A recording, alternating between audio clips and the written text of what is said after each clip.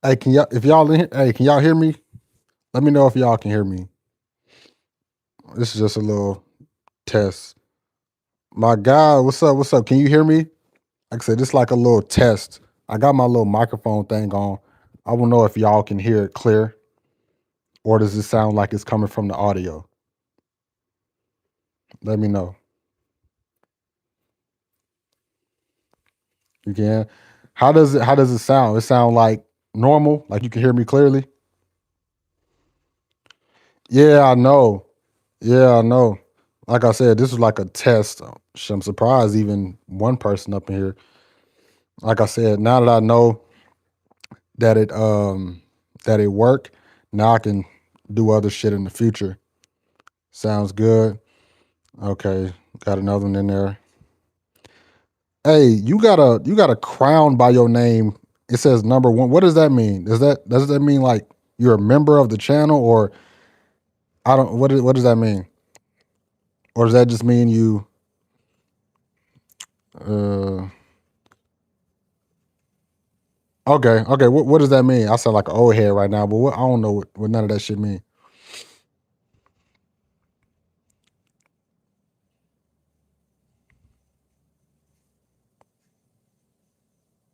Okay, most engagement with YouTube. Okay, that's what I thought. That's what I thought. That's what I thought. Like I said, I ain't really got shit to talk about. Like I said, I just want to see how it worked. I don't know how it really works. Yeah, most comments on the stream or something. Okay, I got it. I got it. I got it.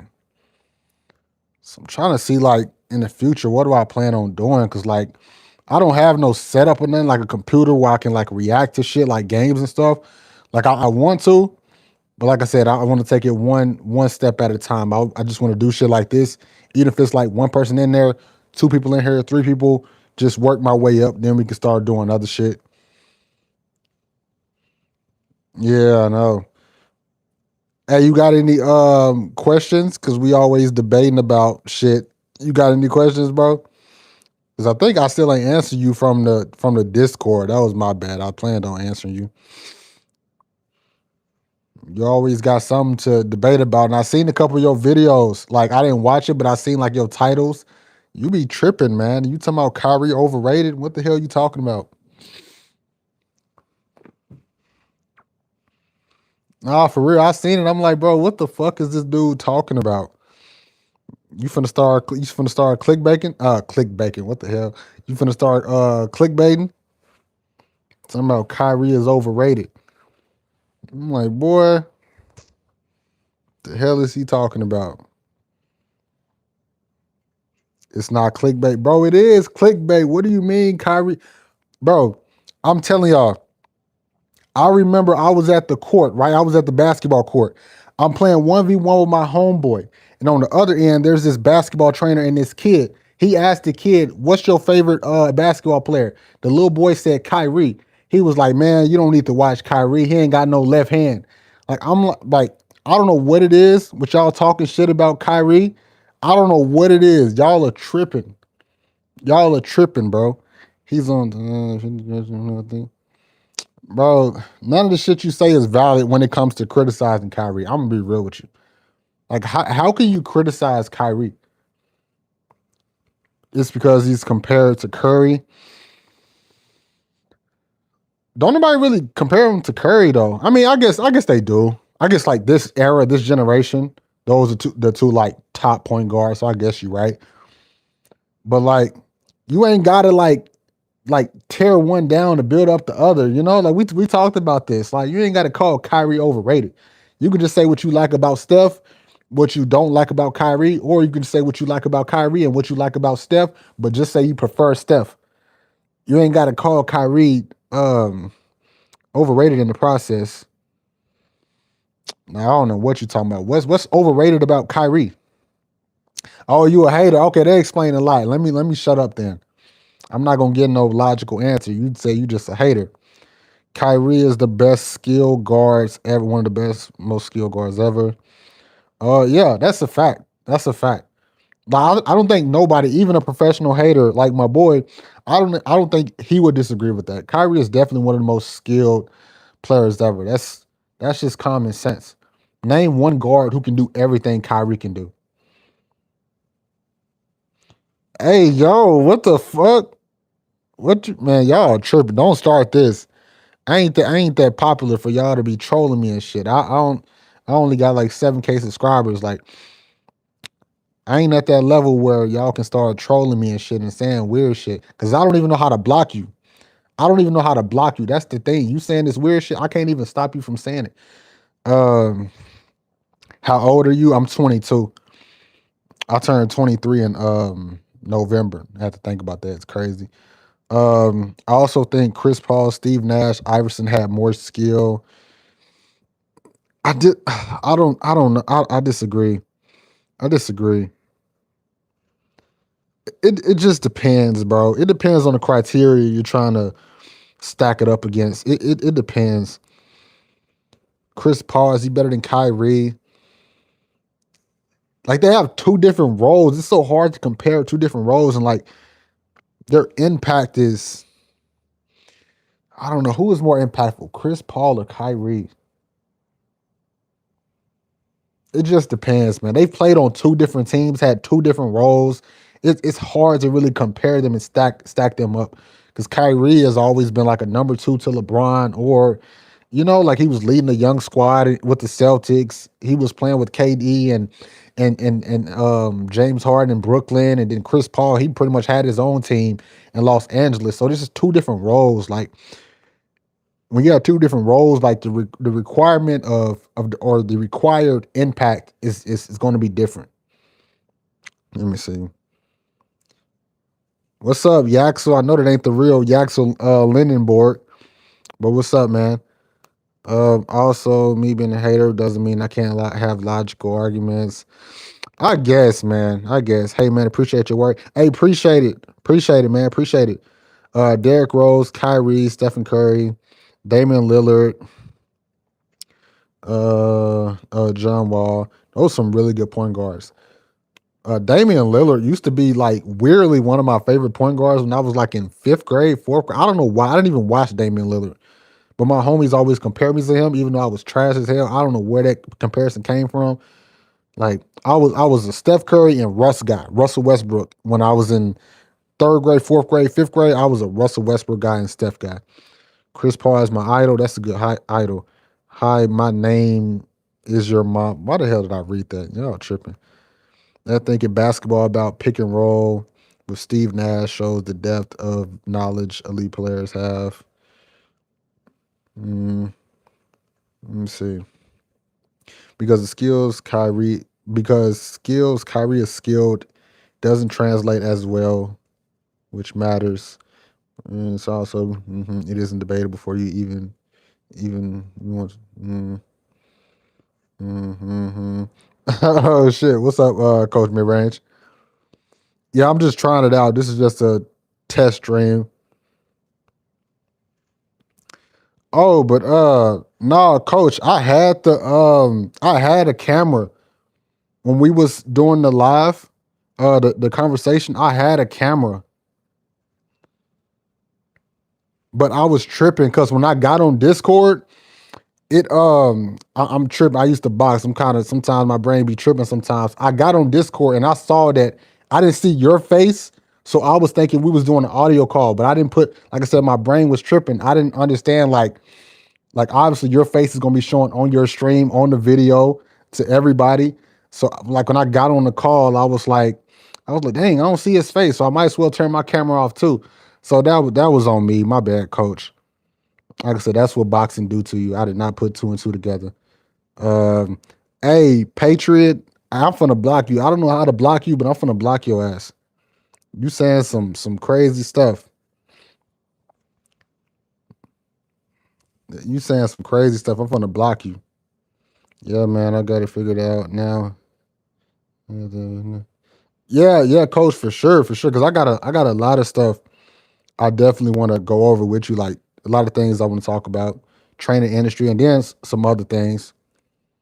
For sure, for sure. We can definitely set that up, whether that's on live or not on live. I definitely have a lot of things I wanna talk about.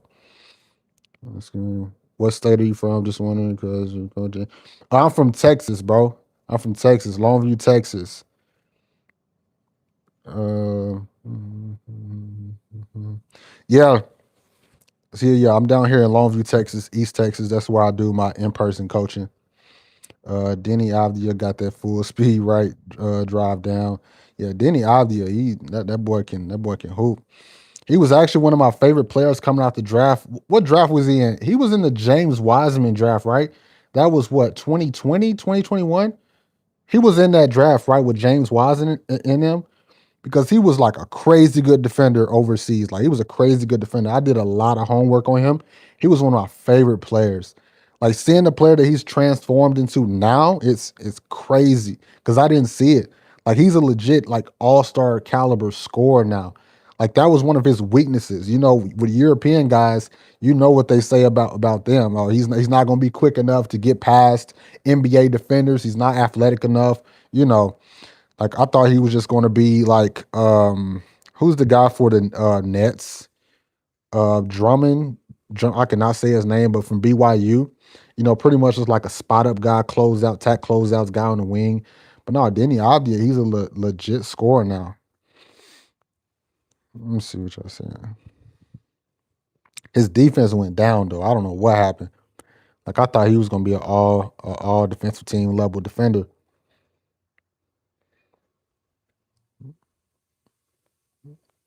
Let me see. Let me see. I'm gonna go live. I'm gonna be on probably for like 5 more minutes. Yeah, I definitely like how this feel. I like it. I like it. I think he said he just went into the gym and lifted weights the whole COVID. That explains a lot. That explains a lot. You say yeah, that's what I always talk about. Strength and conditioning is so important. Like when I train my players, that's pretty much what I quote unquote like specialize in. You know, strength and conditioning, getting players stronger, more athletic and more conditioned. That's always the number one thing. And that's my favorite part of coaching actually is the strength and conditioning. Because like I said, like a lot of y'all know, I was a boxing coach, boxing trainer when I was 16, 17, 18. So like conditioning, endurance, all that shit was number one in boxing. Like it's an endurance sport, you know. So that's always my favorite part, you know, and that it's no different now that I'm coaching basketball. My next live, I don't know. I wasn't even gonna do it tonight. Like I was about to get into bed, but I'm like, you know what? Let me stop pushing this back. Let me just cut on the live and let me just see what happens so I can get used to it. And then, like I said, later, whether it's tomorrow, whether it's next week, whenever, I'm gonna try to have some stuff planned.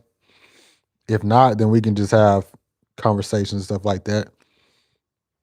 Oh shit. But obviously the more I do this, the more people gonna come in, the more we can talk, you know, do what we do. But I'm just trying to get the hang of it.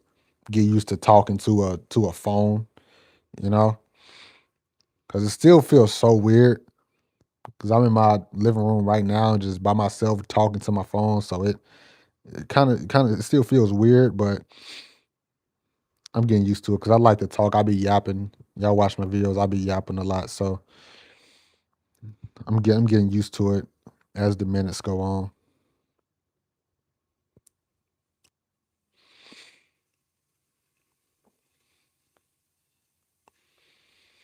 Let's see, let me see, let me see. Make sure I ain't missed nothing.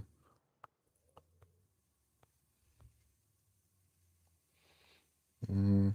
What's up, River? What's up, man? How you doing?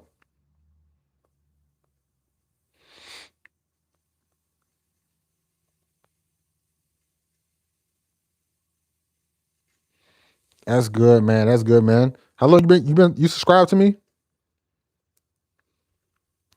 Or is this like your first time figuring out is there a way to join the live? I think it is. I'm not sure. I just subscribed and like. Appreciate it, my boy. Let me see. Oh shit. I just turned it out. See, I don't know what I'm doing. Um, let me click your name.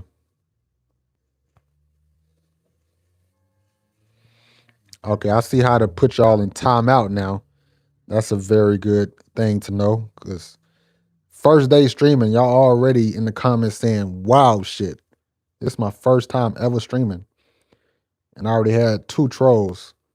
But I know how to put y'all in timeout now. Um, damn, I'm trying to see. Hey, bro, what's your name? I did not ask you your name when we was on the Discord call. What's your name, bro? Like first name. Cause I want to start learning a lot of y'all's names and shit. Um, LeBron to the war. Is that confirmed? Nah, LeBron been dragging it out. Yeah, you, bro. Yeah, you. Um, no, that ain't confirmed. LeBron to the Warriors. He gonna keep dragging that shit out. He gonna keep dragging that shit out. Sky. That's your real name, Sky? For real?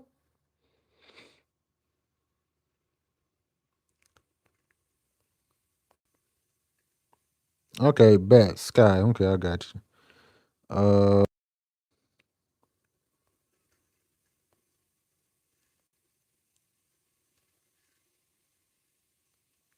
I don't know what the hell I'm doing. I'm just clicking shit, bro. I'm trying to see how I can add you. Would I have to do that before or let me see. Please subscribe. Let me see. Damn, I'm trying to see. Sky. It's right here. I'm clicking shit. I'm scared I'm gonna exit out the stream. Let me see.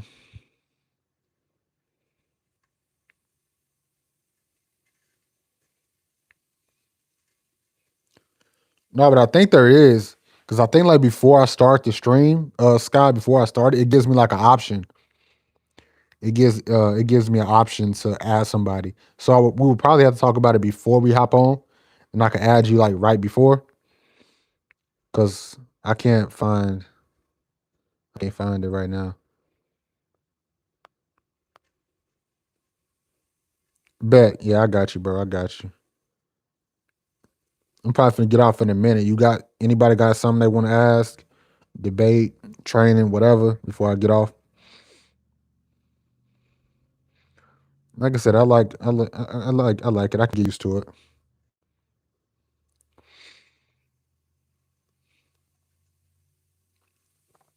Do you have Roblox?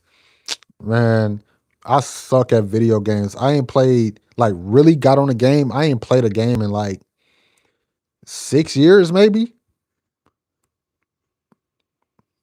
like six or 7 years. Yeah, probably like 6 or 7. I ain't really got on the game, and I suck at everything. That's why I stopped. I tell people I stopped at video games because I got older. I suck. Like I suck at Fortnite. I stopped playing Fortnite in 2018 because I kept getting killed every time I landed. I stopped playing Roblox.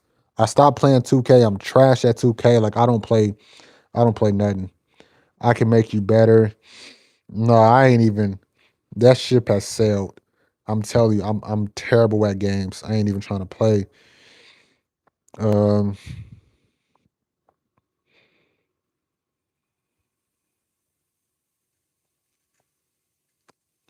yeah, I know. Like, Sky, I hear what you're saying. I hear what you're saying. Like I said, I like to debate too. Just like sometimes like I'm in the mood now where I can debate anything. I feel like talking and shit. So, but it's just most other times I really don't. But right now, that's what I'm saying. Get your shit off now because I'm talking right now. I'm in my talking mood right now. So I want to help you.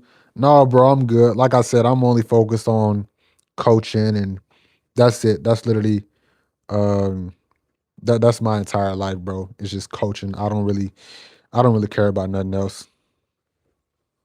But if I do ever want to get better at Roblox, I know who to message, who to talk to. Let's see.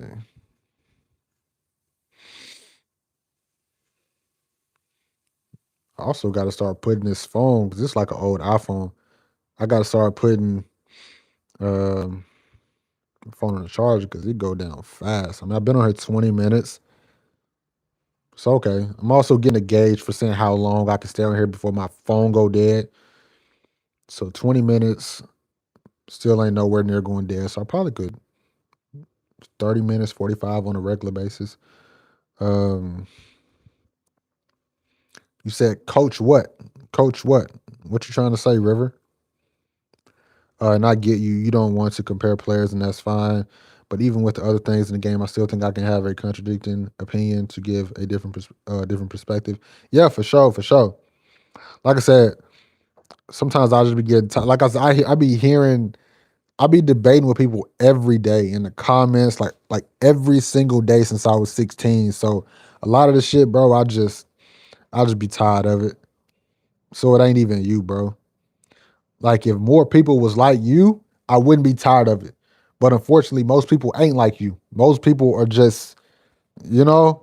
So that's most of the people I be debating with in the comments is people who are the opposite of you. You know, if everybody was like you, I could debate all day and every day because we can actually have a good, genuine debate. Um, coach, what me, River? I don't know what are you talking about, man? Uh, what's up, baby Durant or Area 51? Hoop study. Genie gives you three wishes. You're head of USA Basketball Federation, and you get to change three things about youth high school basketball automatically without any pushback. What do you? Oh my gosh. First of all, stop playing zone defense. Um, you said I got three.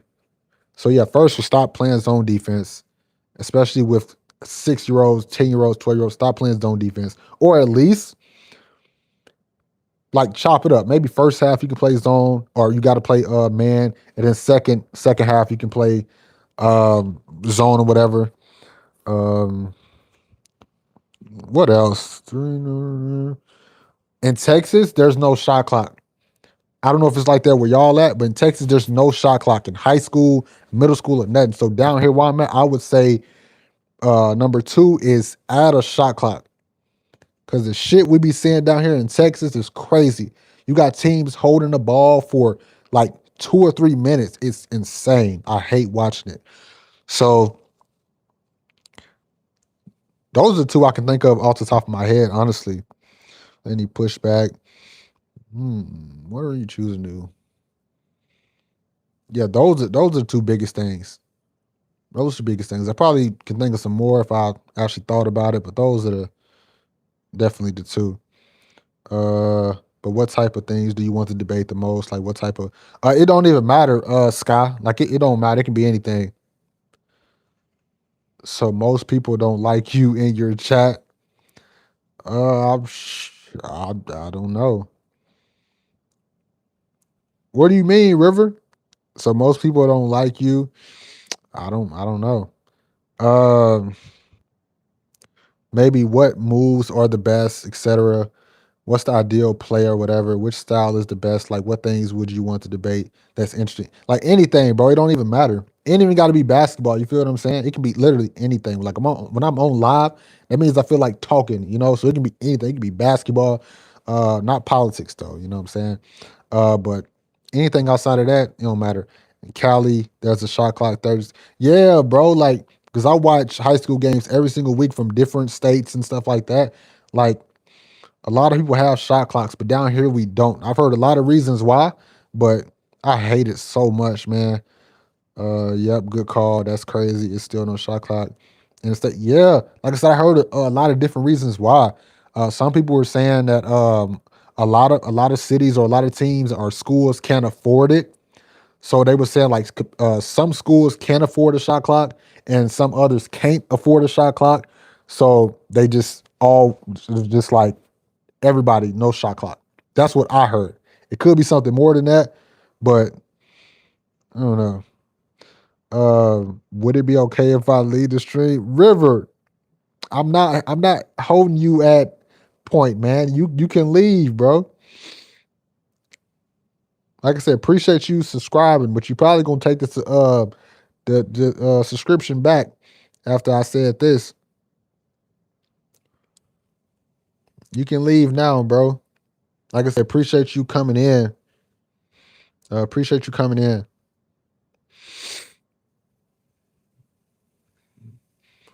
I had 3 trolls today in my first time streaming. I've been on here for 26 minutes. My first time ever streaming.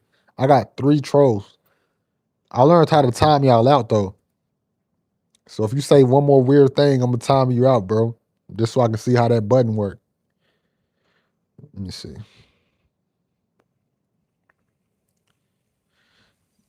Scott, you see what I'm saying? Like they crazy. Imagine once I actually do this a lot and I get a lot of viewers. Let's say I get like 100 viewers per live or something. Imagine how many trolls I'm gonna get. I'm not gonna be able to deal with it, bro. I'm gonna need a moderator or something. Um, they always look for excuses on why not to add one. Where there's a will, there's a way. If it was mandatory to have a shot clock, just like it was mandatory to have refs, all of a sudden, that's what I'm saying, bro. It's weird, bro. It's weird. So many people are against pushing the game forward. It's like, man, especially in high school, it's like these boys and girls are trying to go to college and play basketball. Everything we do in high school should be to prepare them for the next level. So how is not getting them a shot clock going to prepare them for the next level? You got possessions that's lasting 35 seconds, 40 seconds, 50-second possessions.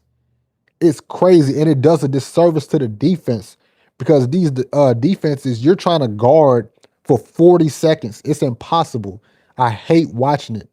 And the coaches, they should take responsibility for it as well. Forget the people the higher ups talking about no shot clock. The coaches should be the ones that are being held accountable for the integrity of the game. You shouldn't want to have 30-second possessions or 40-second possessions. You get what I'm saying? Like the defenses are having to guard for 45 seconds, 50 seconds, sometimes 1 or 2 minutes. That's not fair, bro. That's not real basketball at all. We're trying to prepare them for the next level. Like it pisses me off so much. And like I said, I blame the coaches. Because if I was a high school coach, even though we have no shot clock, we're gonna play like we got a shot clock. Because my guys are trying to get to the college level. We're gonna play like we got a 24-second shot clock or a 30-second shot clock. You feel what I'm saying? Just because I'm thinking about them not winning.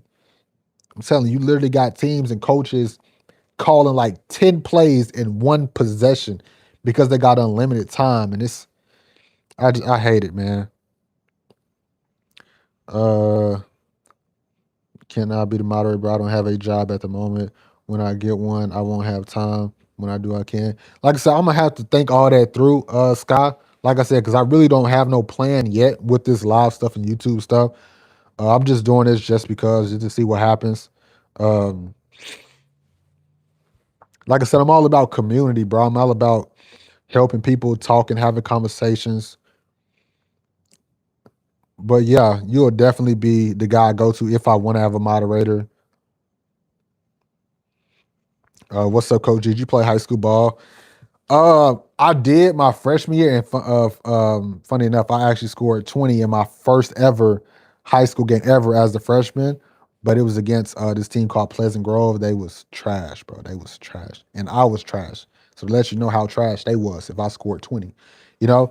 But I actually just being transparent with y'all, I was a very troubled kid growing up, and I actually talked about this in Coach Midrange's interview. I was a troubled kid. I got in trouble a lot.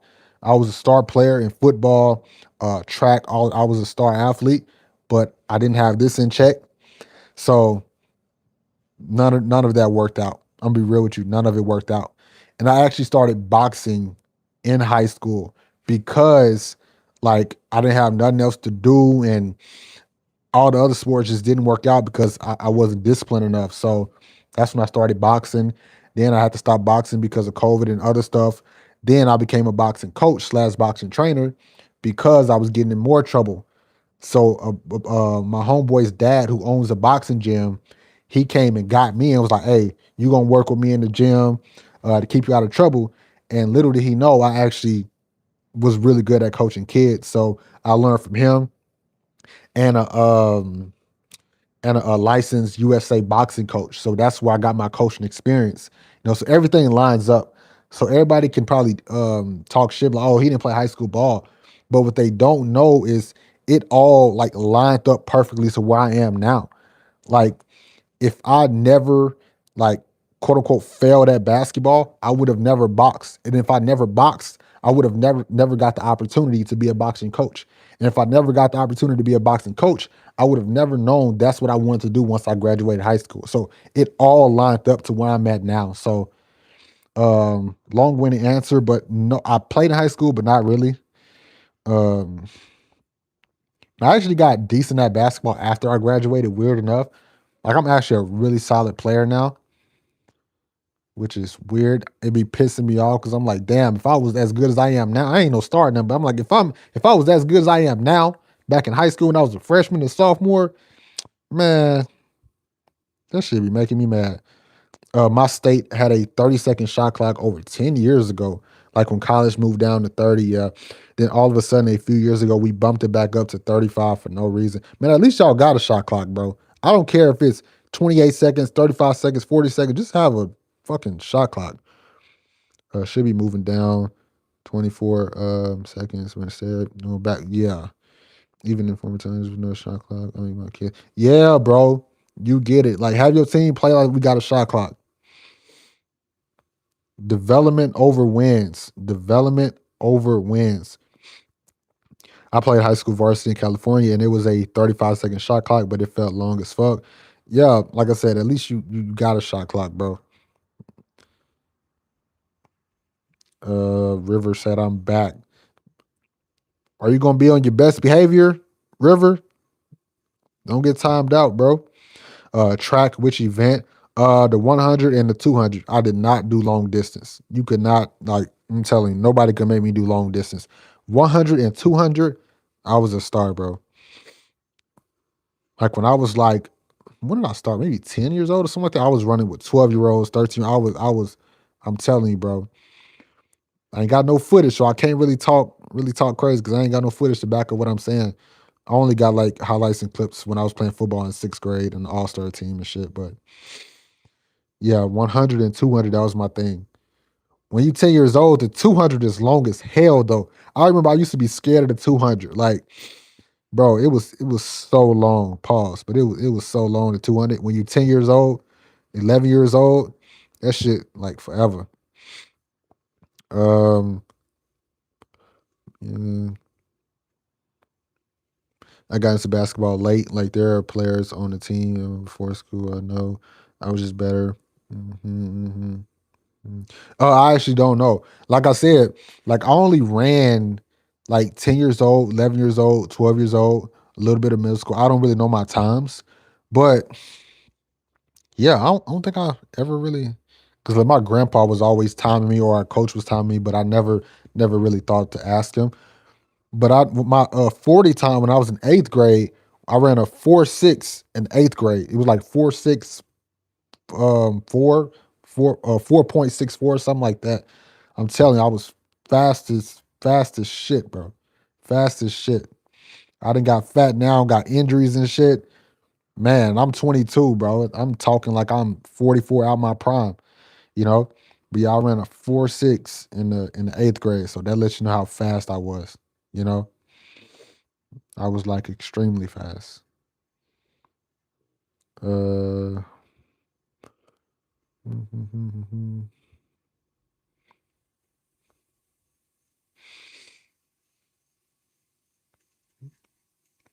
make sure I ain't missing nothing.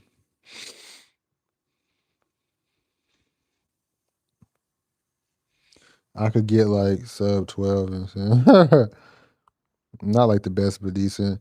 Wait, so I can dunk at 5'9" again.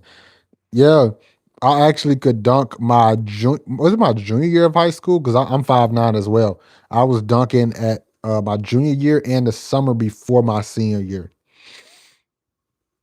And it was I started dunking on accident. You just outside playing around with your boys and stuff. I actually was at a summer camp. I was coaching the summer camp when I was like 15 or 16.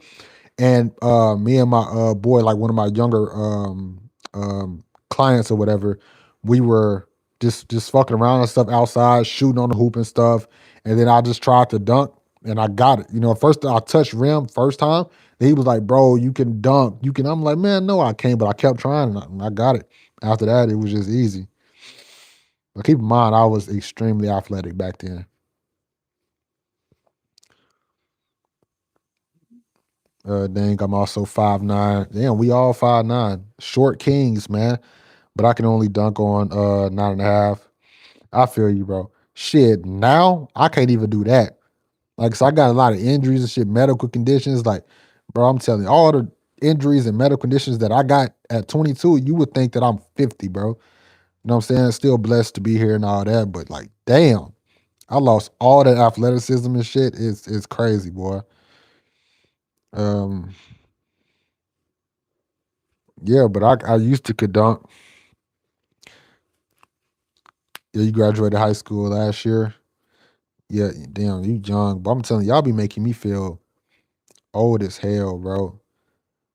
Like every time I'm at the park hooping, like I was at the park hooping today. Like every time I'm hooping with a group of people, they got beards and shit, mustaches. I'm like, how old you is, bro? They're like 19, 20, 20. I'm like, bro, this is crazy. They got full beards and shit. And I'm struggling, bro. I'm struggling. I can't grow nothing. I'm 22. You got 18-year-olds with full beards and shit.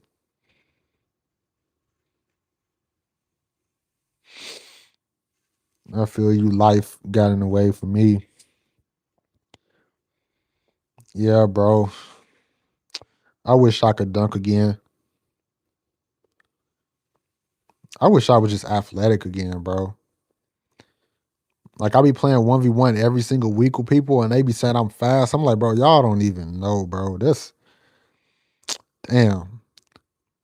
That's why I be feeling bad for like those NBA players who like get out their prime and stuff. It be sad to watch. You like, damn, they just a shell of themselves, you know? I appreciate the yeah, Greg Oden, bro. Like even Derrick Rose when he played for the Knicks and shit, bro. Like he was actually decent. Was it that first year with the Knicks? He was averaging like 17, 50, some shit. He was balling for a little bit, you know. After that, it was over with. I was feeling like Derrick Rose on the Cavs, you know. Derrick Rose, Derrick Rose on the Cavs. Oh shit, that's you, William. Oh, that is you. Yeah, no problem, bro. No problem. No problem. You text me on Discord today, didn't you? I think I seen it when I got back from hooping today. I was gonna respond. I just forgot. I just honestly forgot. Yeah, Greg Oden. Yeah, Scott. I know who you was talking about. Yeah, I think you did. I think I seen it.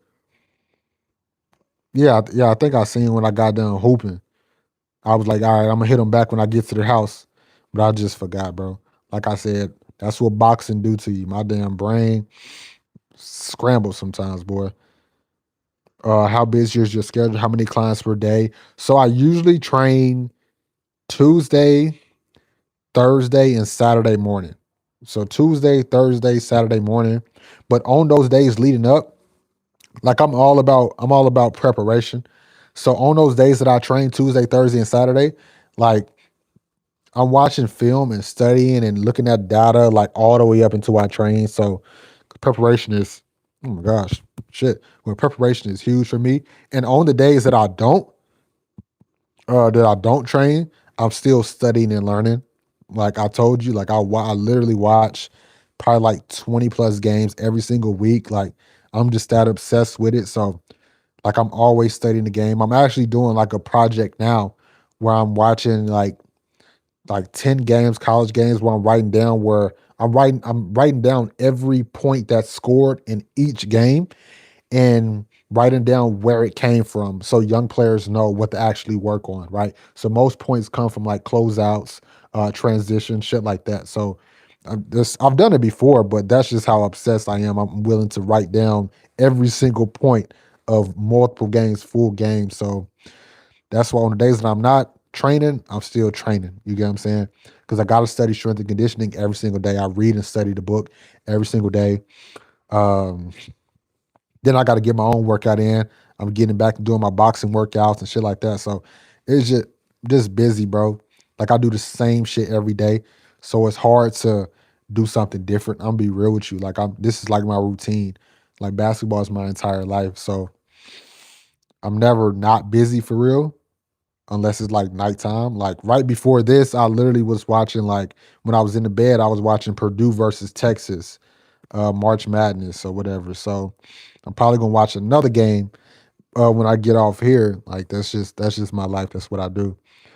Brandon Roy was a sad case. Yeah, bro. The thing was, I didn't even remember him for real, but I heard a lot of people talking about him because I'm young. I didn't really know, but I did my research and I'm like, damn, like dude could hoop. There's so many players like that too, bro. Like that's why I was so scared about Darren Peterson. All the injuries. He's looking good in summer league, but those injuries ain't no joke, bro. These kids got to start taking care of their body. And sometimes even that's not enough. Luck got to be on your side too. Mm, from what you've seen from players you coached, what's the biggest problem you've seen with it within them? The biggest problem, probably work ethic. Work ethic 100%. Like work ethic, like discipline, consistency, commitment, sacrifice. That is hands down the biggest problem. Whether it's college guys, pro guys, high schoolers, middle schoolers, that is number one. Number one. And then of course, like strength and conditioning, like a lot of them are not that athletic, not that strong. They don't focus on it. Like no, most hoopers do not focus on strength and conditioning at all. Like they leave that to football players. That's why they call hoopers soft and shit. Like football players, they take the weight serious because it's a contact sport, but basketball is a contact sport too. But you know, but number one is work ethic. Like man, like a lot of these dudes, they want to be the best players, but they don't want to work like the best players do. So that's the biggest problem, hands down. Do you still coach boxing or not? No, I don't. Like I stopped when I was 17, 18, somewhere around there. And I stopped because I'm trying to think why. First, there was other situation going on behind the scenes, but that wasn't even the real reason. It was because I kind of had like I don't know if I'm using this wrong, but like midlife crisis. Not really, but like I was getting ready to graduate high school, I think, or I was going to my senior year, and I didn't know what the hell I wanted to do in my life, bro. Like I didn't know what I want to do in my life, even though I knew like coaching was for me. Like so many parents was telling me that I was born to do this. Like I was so good at it. They were surprised how good I am at a young age, but I was like 17, 18. Like I said, I was going to my senior year and I just didn't know what I wanted to do. I was kind of scared of life. You get what I'm saying? If that makes sense. Like I didn't know what the future held for me. I didn't know if my life, if I was meant to be a coach, if I was meant to be a fucking I don't know. You know what I'm saying? I didn't know what I really wanted to do. And I had all of these expectations on me going into my senior year. Like all these parents are calling me a great coach, a great trainer. Like I'm running summer camps by myself at 16. Like I'm doing all this pressure and expectations was on me to be great. And that scared me. I'm gonna be real with you. I'm just being transparent with y'all. That shit scared me, bro. Like everybody expected me to be great. Everybody seeing greatness in me that I didn't see in myself. So I ran away from it. I couldn't do it, bro. I had all these kids looking up to me. All these parents were telling me that these kids were talking about me at the house when they was by themselves. Like I like had all of these expectations from all these parents, all these kids, and I'm 16, I'm 17. Like that shit scared me, bro. I was so scared to fail. I was so scared to let people down because again, I didn't see the greatness in myself that they seen in me. You know what I'm saying? Like that's really the real reason I got scared of the moment, bro. I wasn't ready. I wasn't ready. But that's why when I graduated high school, I knew like the coaching was what I was meant to do. everything came right back around. You get what I'm saying? Because now I was ready.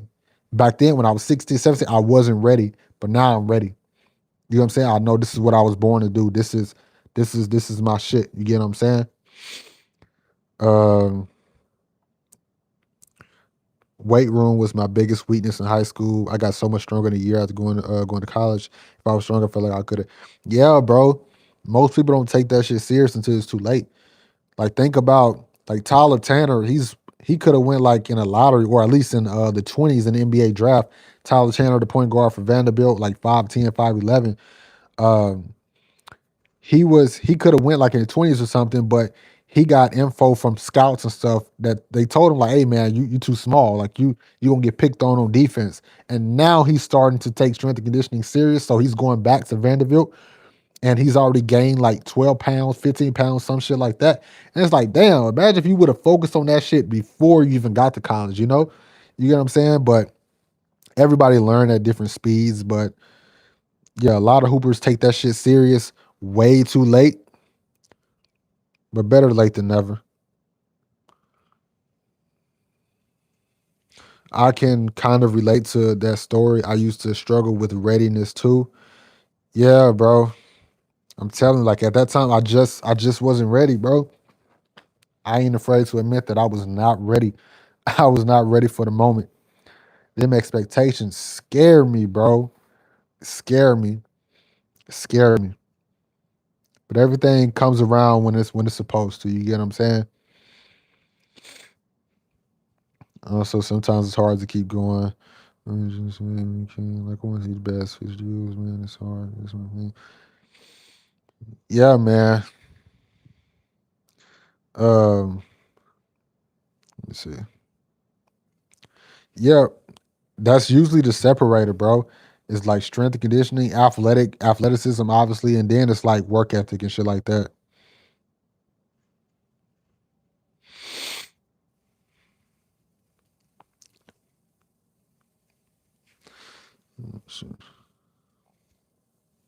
Okay, phone still not dead. Been on here for 48 minutes. Okay, that's good. That's good. I fuck with it. I fuck with it. But I need to cut my nails, bro. I'm telling you, that's how you know you be grinding, bro. Okay, now my shit on 20%. All right, we still good. But that's how I know I be grinding, man. No, I can't use that as an excuse to not cut my fucking nails, you know. I gotta cut my shit. Damn.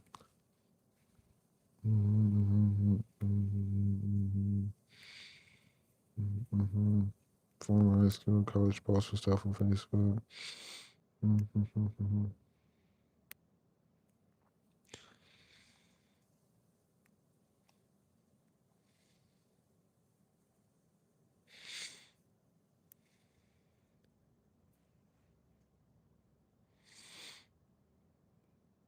Make sure I ain't miss nothing.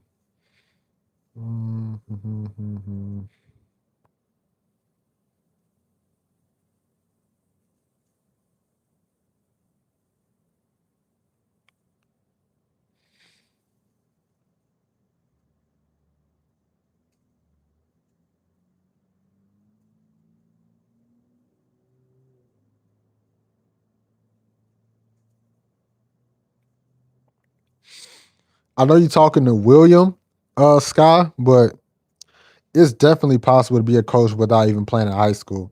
You just gotta work 10 times harder than everybody else as far as studying the game, because you gotta earn that credibility. Ain't nobody gonna take you serious. I'm telling you from experience, nobody gonna take you serious. Nobody gonna give you your credit. Nobody gonna give you your flowers. You gotta take that shit. You get what I'm saying?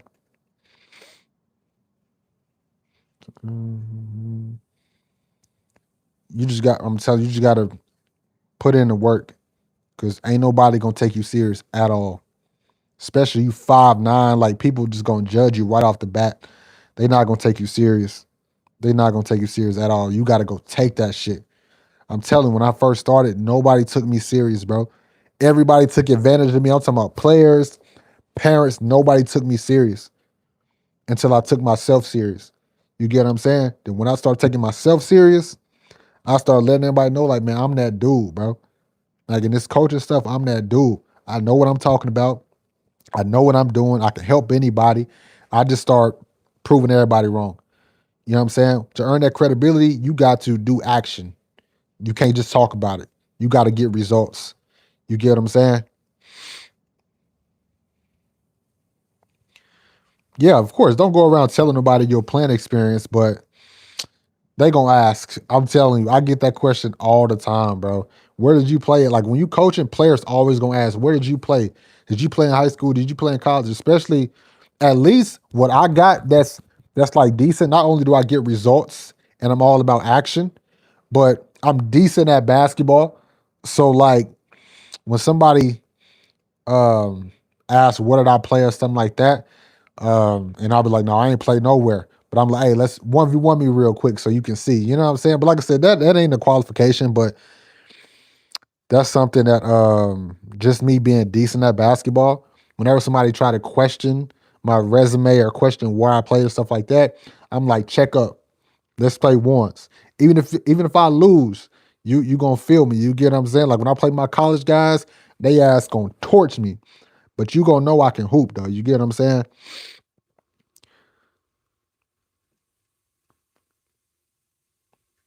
But yeah, bro, I'm telling you, you just gotta study the game.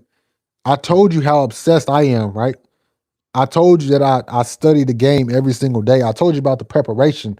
Before I train my players, if I train my players at 5 p.m., I spend like 3, 4, 5 hours studying game film, studying footage that I recorded of them, looking at analytics, data. Like I'm obsessed with this shit. I watch 20 plus games every single week. I've been doing that every week for like 6 years now, bro. Like that's how hard you gotta work. You get what I'm saying? Whether you played at a high level or didn't play at a high level, that's how committed and obsessed you gotta be. You gotta be, I'm telling you, because basketball isn't rocket science. It's not. There's a lot of like it's very complex, but it's not at the same time. But you got to you got to and put a lot of time in this shit. You got to study the game every single day, bro. Every single day, because we don't have the luxury of like going back on our playing experience at the pro level because we didn't play at the pro level. We didn't play at the college level, so we have to do extra work. You get what I'm saying? We got to outwork everybody. You get what I'm saying? And that's how now I can coach college players with confidence. You get what I'm saying? Like I used to feel like, damn, I'm scared to coach that college guy because he ain't gonna take me serious.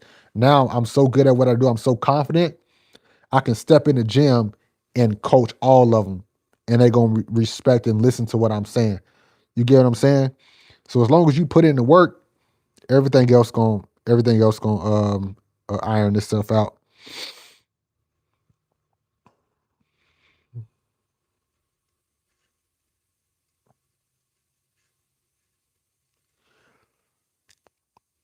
And yeah, thinking basketball, legend of winning.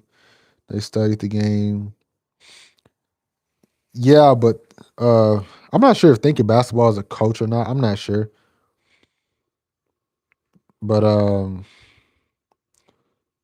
they studied the game more than. I mean, yeah, but I wouldn't use them as like people to watch as far as like coaches. You trying to be knowledgeable of the game because they know like the history and shit.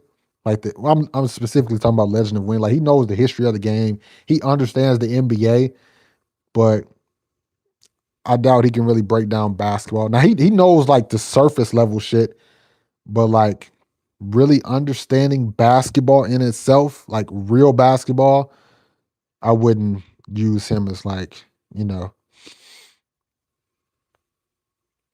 you want to learn that type of stuff, just go just go there's a lot of free coaching clinics online. You'll see what I'm talking about. There's a difference between knowing like shit about the NBA and actually knowing basketball. Go watch free clinics. Go to my free school community. Listen to what I talk about. Listen to what Coach Midrange talk about. Listen, like there's a difference between just knowing the NBA and knowing how contracts work and knowing all the NBA shit and then knowing basketball. This is two different things. So go watch a lot of coaching clinics and understand basketball first. Coaching and playing are they very different, bro. Very, very different. No, I don't have clinics myself. I'm saying like other coaches. Like other coaches. Like there's like Thomas Isolo, the coach for the Grizzlies who coached Paris in the EuroLeague. He has a few. Brad Underwood, who's the coach for Illinois, he has some. Like there's great coaches who have coaching clinics. Yeah, no, you good, bro. They got a lot of free coaching clinics. I'll definitely gonna do some in the future. Yeah, bro, but coaching and playing are two different things, bro. Like there's two different things. What I was saying earlier about showing them that I can hoop, that's just like I don't know. That just in my opinion, like when they know you can hoop at least a little bit, it gives you a little bit more credibility and stuff like that. But you obviously don't need to. When I first wanted to train, I studied Peter Denny Live. No comment. No comment on that. Oh yeah, you said before I found you and Coach Midray. There you go. Okay, glad you came around, buddy.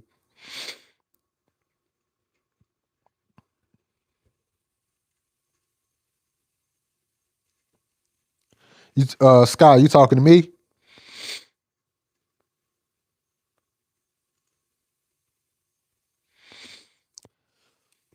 Yeah, bro. With training, just learn the game. Like that's my. Oh, hold on, let me answer this first. Family still going on. Did I miss anything? What did you send? Because I probably did respond. Oh, you talking about the Legend of Winning and Thinking Basketball comment you made? Yeah, I replied to that. Yeah, I replied to it. Yeah, but William, getting better at training, like the best advice I would say is like, yeah, I'm gonna respond, Scott. I'm gonna tell you what I said, Scott. But the best thing is just teach basketball, bro. Like a lot of people, for whatever reason, like most trainers, their training is so different from the game because they're focused on building all these skills and shit. It's like, bro, just teach the kids basketball. Like that's it. Like they be overcomplicating shit, trying to learn all these moves, all these techniques. Like just teach them basketball. Everything else will work out itself. Teach them spacing. You know what I'm saying? Teach them proper spacing. From big man to guards. Big man, teach them how to move in a dunker spot. You know what I'm saying? On a baseline, on a middle drive, teach them how to ride the baseline or ride the sideline, baseline, whatever. On corner drives, teach them how to flash middle, right? Teach guys the push and pull spacing concepts, shit like that, right? Then teach them closeouts because closeout situations are the most common basketball situation any play or most players will find themselves in. Teach them how to get closeouts, right? Teach them how to make point five decisions on closeouts. Just shit like that. Teach them basketball. You know what I'm saying? That's shit that they need. You know what I'm saying? Teach them shit like talking on defense, how to fight through screens, like all just basic shit, bro. Basic shit. Teach them how to play out, but how to cut, how to move, how to screen for each other. It's just teach them basketball. That is the most important part. Trainers need to stop trying to be skilled trainers and all that bullshit. They need to be coaches. Teach kids how to play basketball. And then you can work on the skills within that. You get what I'm saying? Like if we're working on closeouts, we can work on shooting and finishing at the same time. But as long as they understand the concept, that's the most important part. You get what I'm saying? Understanding the concept of closeouts and shit. Because you can work on all of the skills they need in the right context. Most trainers is missing context. Yeah, I was a simple player, floaters, catch and shoot, transition buckets, and playmaking. That's what. Yeah, just simple stuff, man. Yeah, just see simple stuff. They're either going to learn, they're either going to be fancy dribblers or flashy players, or they're not. You shouldn't focus on that. Like most all my players, I teach them how to play simple basketball. Some of them are just going to be naturally flashy players. Most of them are not. My goal isn't to make everybody a flashy player or bag work. If they become a bag work guy, then they do that on their own. That's just natural. I'm not trying to teach you that though. You get what I'm saying? Because that's not what everybody need. Let me go back, Sky. Let me see. No, but basically what I was saying, Scott, when you said the Legend of Winning and think of basketball, I was like, maybe you shouldn't like look at them, look at Legend of Winning as far as like who to watch to get better at coaching or teaching or increase your coaching IQ. Because yeah, they know shit like surface shit about the game. Like they understand the NBA and they understand surface level stuff. But I don't think Legend of Winning really understands the game of basketball. If you want to learn the game of basketball, listen to what I'll say, Coach Midrange, and especially go look at the free clinics online, like Thomas Isolo, the coach for the Grizzlies, who coached in the EuroLeague. He coached Paris. Go watch his clinics. Go watch Brad Underwood's clinics. Go watch what is his name? I forgot dude name, but go watch those clinics. You're going to see there's a difference between knowing like understanding basketball, and then just knowing surface level shit, right? Now, Legend of Winning, like he definitely has really good takes and stuff like that. He understands the surface level stuff. Like he's a logical person, which is why his takes are usually always logical, you know. But as far as like understanding the game, like I don't really get that from him.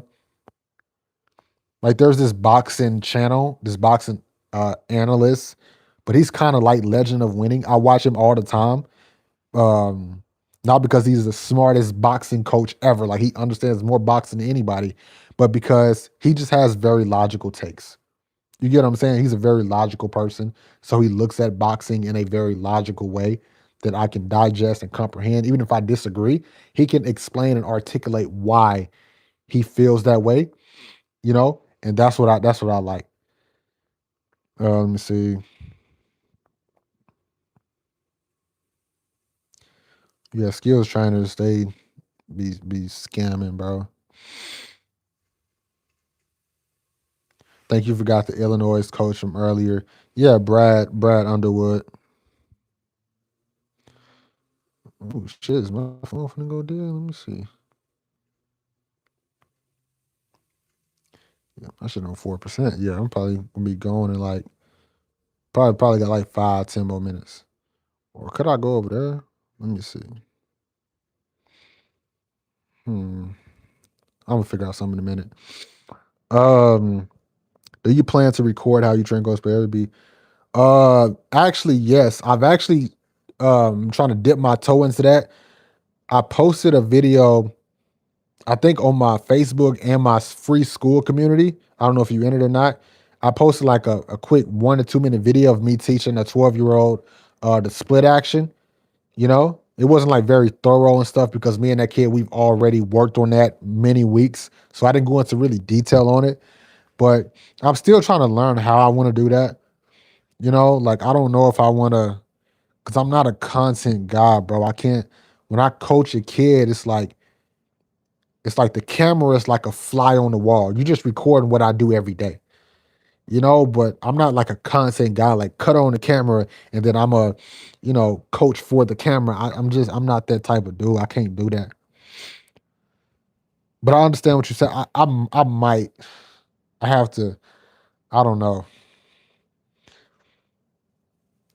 Just stay tuned. Stay tuned. I got some stuff. I got some stuff planned. I definitely plan on recording more just for the sake of just, having like a portfolio of stuff I can post on YouTube or Facebook or whatever. I wouldn't say he doesn't know it. He just doesn't talk about it. Obviously, there are people who know who it is. Yeah, yeah, yeah. But like I said, I just from what I've heard from his name is Low, right? Or that's nickname, whatever. I just don't think he really I don't know. I don't really, if I want to learn more basketball, I don't go to him. I'll just put it like that. if I want to be entertained, if I want to learn about an NBA situation, like if I want to learn about the LeBron situation, but like where he's trying to go or whatever, I'll go to Legend of Winning because he has all of that shit. He understands how all of that work, so I'll go to him for that. But if I want to learn like how to beat a press, or if I want to learn on how to create advantages or how to keep advantages, how to do this, how to do that, how to beat, how to exploit a 1-3-1. If I want to know like basketball, he's not the guy I'm going to. More than everyone, that was just my main point. I see what you're saying, Sky, but I mean, yeah, guess there is some high level minds that know more than NBA play. That's I don't know. That's a strong take because it just depends. NBA players, even the worst NBA players, know more than most people just off of experience. Even if they can't articulate themselves like coaches, they still know way more about the game than people on YouTube and shit. Like I'd rather Kyle Kuzma teach me the game than Legend of Winning. And that's no disrespect to him, obviously, but you know, I'd rather some guy on the end of the bench at a D1 college. I'd rather learn from him than Legend of Winning or something like that. But he's definitely, like I said, he's obviously a very intelligent guy. Um, I used to watch him back before he even started like the sports stuff for real. I used to watch. I don't know if you know Agent Zero. I used to watch when they was doing talks and shit together. Um, how much film study do you recommend for players daily? Um, it's not really a quantity or a specific amount of time. It's just find something that you need to learn, and then just dedicate a small percentage of your day towards that. You get what I'm saying? Like if you want to learn how to move off the ball, then just go watch either a YouTube video about it or just watch a full game. You ain't got to watch the full game. Just watch like the first 5 minutes and then just watch how players move off the ball, or go watch Steph. Right, go study a full Steph game in his prime. Go study a full Reggie Miller game and just watch how he moves off the ball. You get what I'm saying? Like stuff like that. But it's no time or nothing. That's like when people ask me, like, how much time should I train every day? There's not no time. Yeah, I get you. I'm also saying, like, for example, Shaq is way better than Chris Paul, but Chris Paul goes into the game more just because he has to. Like, Shaq would tell you to just be bigger, but Chris Paul, even Kobe, goes into more of that. Hold on, let me see what you're saying.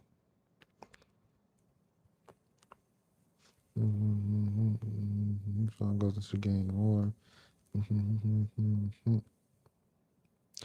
See, I think no, I strongly disagree. A lot of people, and this is not just you. Oh, my shit on 2%. I might gotta go over here on this charger. But a lot of people, bro, they underestimate how smart these players are. Like Shaq, for example, getting some light. Shaq, for example, bro, I promise you, he knows a shit ton about basketball. He knows a shit ton about basketball. He's a champion. He's a champ. He knows a shit ton about basketball. He's smart as hell. You get what I'm saying?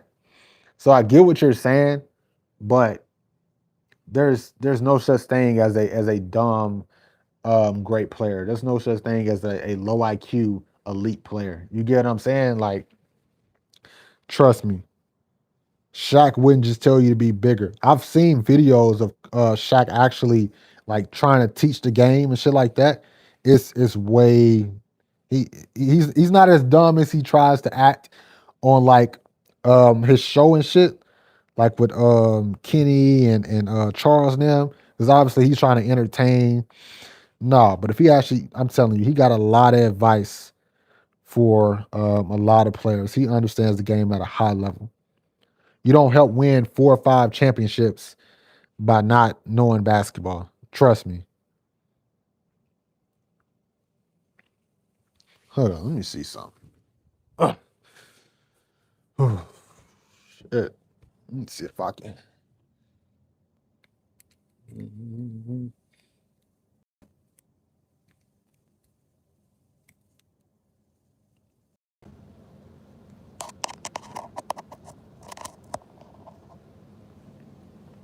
Do I have a charger over there? Let me go see. Like I'm saying, just because. Hold up. Put this over here. Oh, I gotta put my shit on the charger. Uh, will it still go down if it's on the charger? It might. I don't know. Um, can y'all still hear me? Cause I took my microphone off. Can y'all still hear me? Like clear? Like the same or something? Like I said, I just took my microphone off. Can y'all hear me? Yes or no? Sky. Okay, all right, bet. All right, let me read what you said the first time. Like I'm saying, like just because you're more talented doesn't mean you are smarter than everyone. I'm also not saying Jay Dilla Shake is smart and hyperbolic because they're a player. Basically the same. Okay, if it's basically the same, I don't know why the hell I had the mic on in the first place. But let me see. Yeah, I get what you're saying, Sky. I get what you're saying.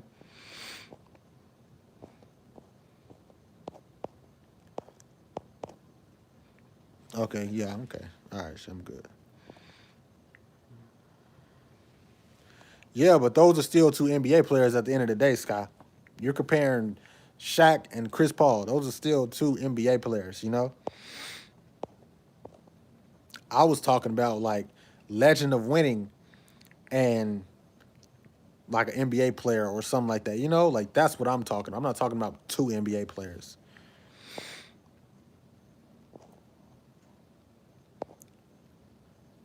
because I obviously didn't play in the NBA, but I can help a lot of NBA and pro players in many ways. You get what I'm saying?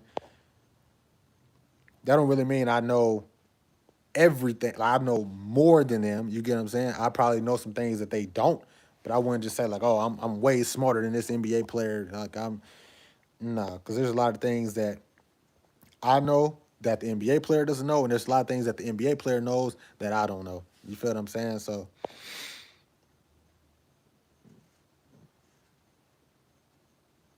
anybody that played varsity knows the game well. I disagree. I get what you're saying. Well, I'll put it like this: like how well are you talking about? Because I'm telling you, I you don't know how many high school players I've trained. Most of them, even the talented ones, do not know the game at a high level. Oh yeah, okay, I got you, William. Okay, I got you. That's all I was saying. Everybody's human. Nobody knows that. Yeah. Like I always say, I strive to know everything, even though I know it's unreal. It's not realistic, but like that's like my motivation. I try to know everything because I'm a coach. Because I coach so many players from different places, from like different ages, different levels. All I try to get as much knowledge as I possibly can, so I can help as many people as I possibly can. So that's why I'm so obsessed with learning. Let's see, but even past varsity, there's still yeah, for sure.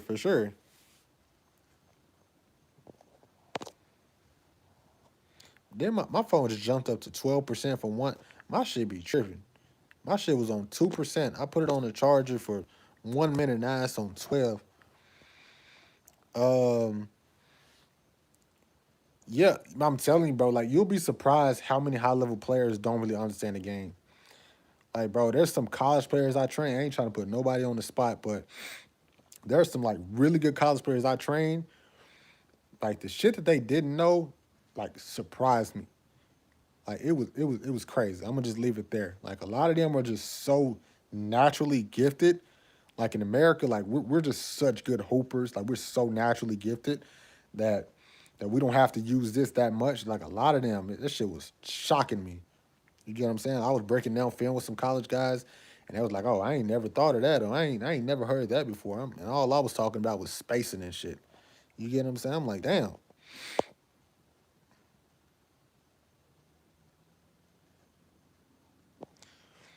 College basketball is complicated. All the players were top two, three, two.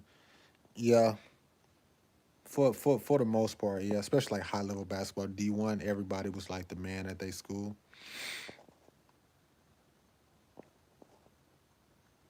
Yeah, but like the ones who can now, there's obviously a very small percentage of players who was the man at high school, and they also get to college and they're the man in college. Those are rare. Those are the AJ Diabantes, the Darren Petersons, the Darius Acuffs, those type of guys. But that's only like a handful of players. But everybody else, you gotta learn how to play basketball. You gotta learn how to play a role. That's why a lot of these players that was top recruits as seniors, 5 stars and shit, they get to college. You don't hear shit about them no more. They stay in college 3, 4 years, bounce into a team every few years or something. I mean every year. Uh, yeah, a lot of them don't really know how to play basketball for real. A lot of them are just bucket getters. Who is AJ? How can I say their name? Oh, you got beef with him?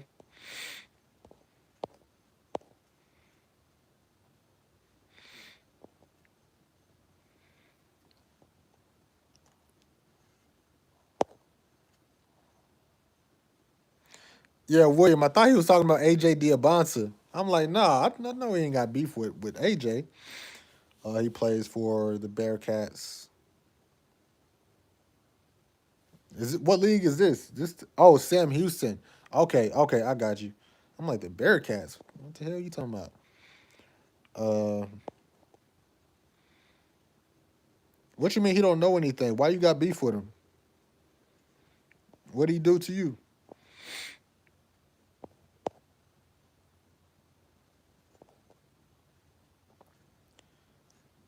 Oh, damn, you hate him because he transferred? That's all he did?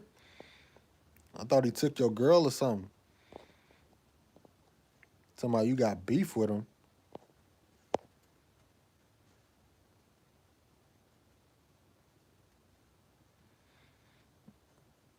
Oh shit. From you? He stole $1,000 from you? Or just somebody else? Damn. How you do that? He play for the Sam Houston right now?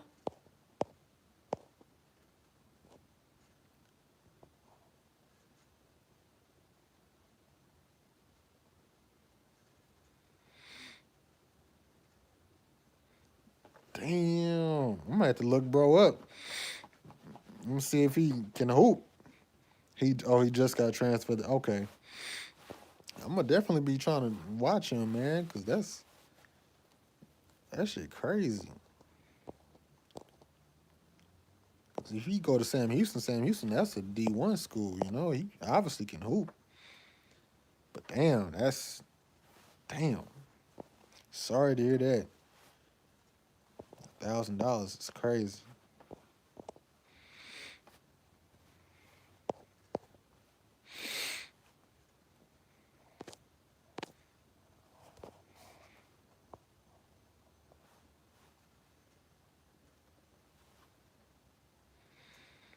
Yeah, he can hoop. I'm a hater. Oh shit. How tall is he? Like, is he a point guard? Is he a big? Oh, when I get the chance, I'm gonna dunk on him. You 5'9". How tall is he? Oh yeah, your ass tripping, boy. Yeah, I don't know how, but God has. Shit, I guess. I don't know how you gonna dunk on him. The boy 6'8". He gonna send your shit in the bleachers, boy. Let's see. I'm definitely gonna check bro out, but that's crazy, man. Man, Kevin Johnson dunked on Hakeem, but you ain't Kevin Johnson though. That's the thing. That's the problem, bro. Is you not Kevin Johnson? That's the real problem. You not Kevin Johnson. Neither am I.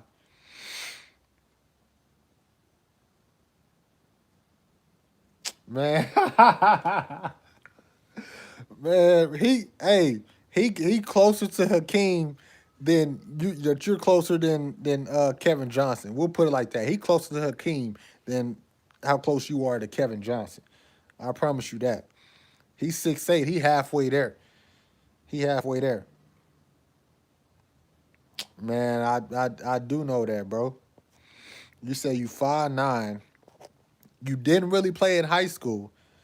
I don't know if that was a choice. I didn't play because I was in trouble. You get what I'm saying? I don't know why you couldn't play. What did you not play because you couldn't hoop for real in high school or I'm saying be honest with me. You know what I'm saying? He's 6'8" and he's at a D1. You 5'9" and didn't play in high school, brother.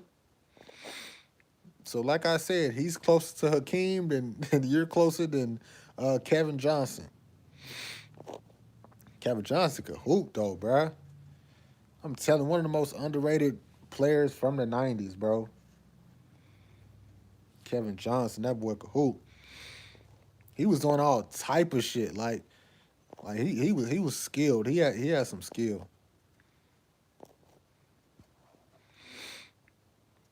I seen him hitting euros on dudes in transition, like all type of shit. He was cold, bro. But no, like I said though, you ain't no Kevin Johnson. So you gotta just take that L. You gotta get him in something, bro. It ain't probably won't be basketball. You gotta get him in something. Yeah, I'm delusional, but even if I can, I go all out. Shit, I feel you, bro. I feel you. God damn, what time is it where I'm at? This damn time on my iPhone is wrong. It say it's 8:25. That's wrong. It's probably like 11:25 where I'm at. Yeah, I'm gonna end it in a minute. I've been on live for 82 minutes. Yeah, what's that like? An hour and 22 minutes? Shit. Oh, that's Cali time? Shit. Man, this like I said, it's like 11 where I'm at. If it's 8, Cali time, it's probably like 10 or 11. It might be 10 because I think I got on here at like 9 or it might be 11. I don't know. It might be 11.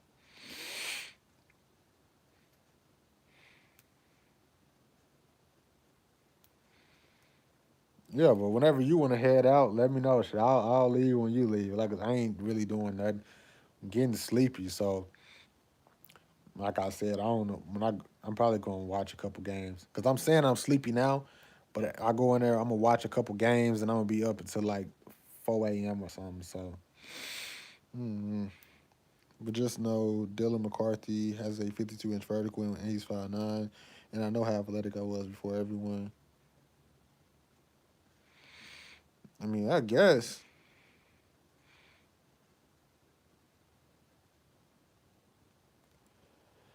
52-inch vertical is crazy. That's crazy though. Do you got a 52-inch vertical? Do you even got a 37-inch vertical, 38? 'Cause even that's high. That's high as hell. It's like Jalen Brunson vertical.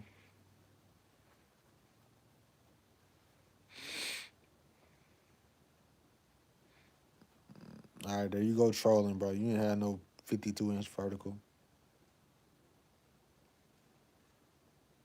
I don't believe you. You gotta have footage. You had a 37? Look, I still don't. Maybe you did. I don't know. Maybe you did. I don't want to call you bluff. I'm gonna try to believe you, bro. I'm gonna just hope you're not trolling. You probably did have a 37. 36 is not that high. For like somebody who's short, or for like, what I'm saying, that's decent. There's a lot of guys, like most guys, yeah, most guys are like probably like 30-inch vertical, 31, 32, 33. So 36 and 35 and above, 36 and above, that's actually really solid, really solid.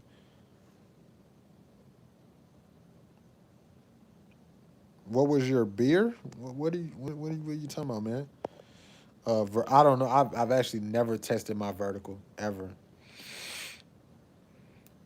Like I said, I was able to dunk my junior year going into my senior year, but I never recorded my vertical. I always wanted to get like one of those vertical things that they have in the combine that you jump up and touch.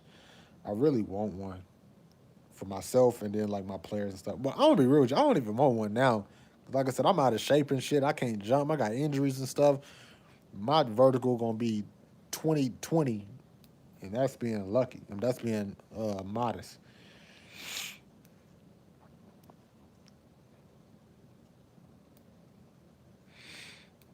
If I could dunk, it was probably around 34, 35, 36, somewhere around there. But it wasn't like an explosive dunk, you know?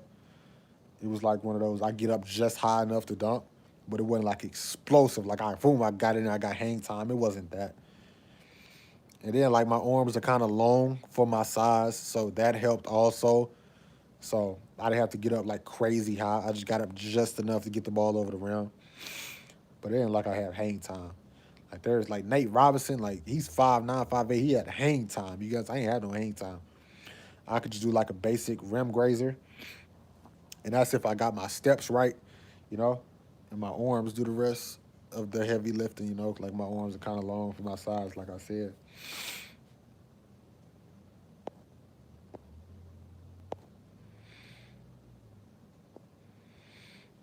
Damn, 87 minutes, bro. Shit. We got two people in here. Who the other person? Damn, I can't see who where. I see it's two. Who the other person?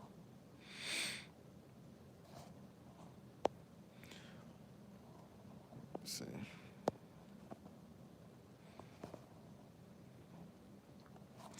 Some people blossom late,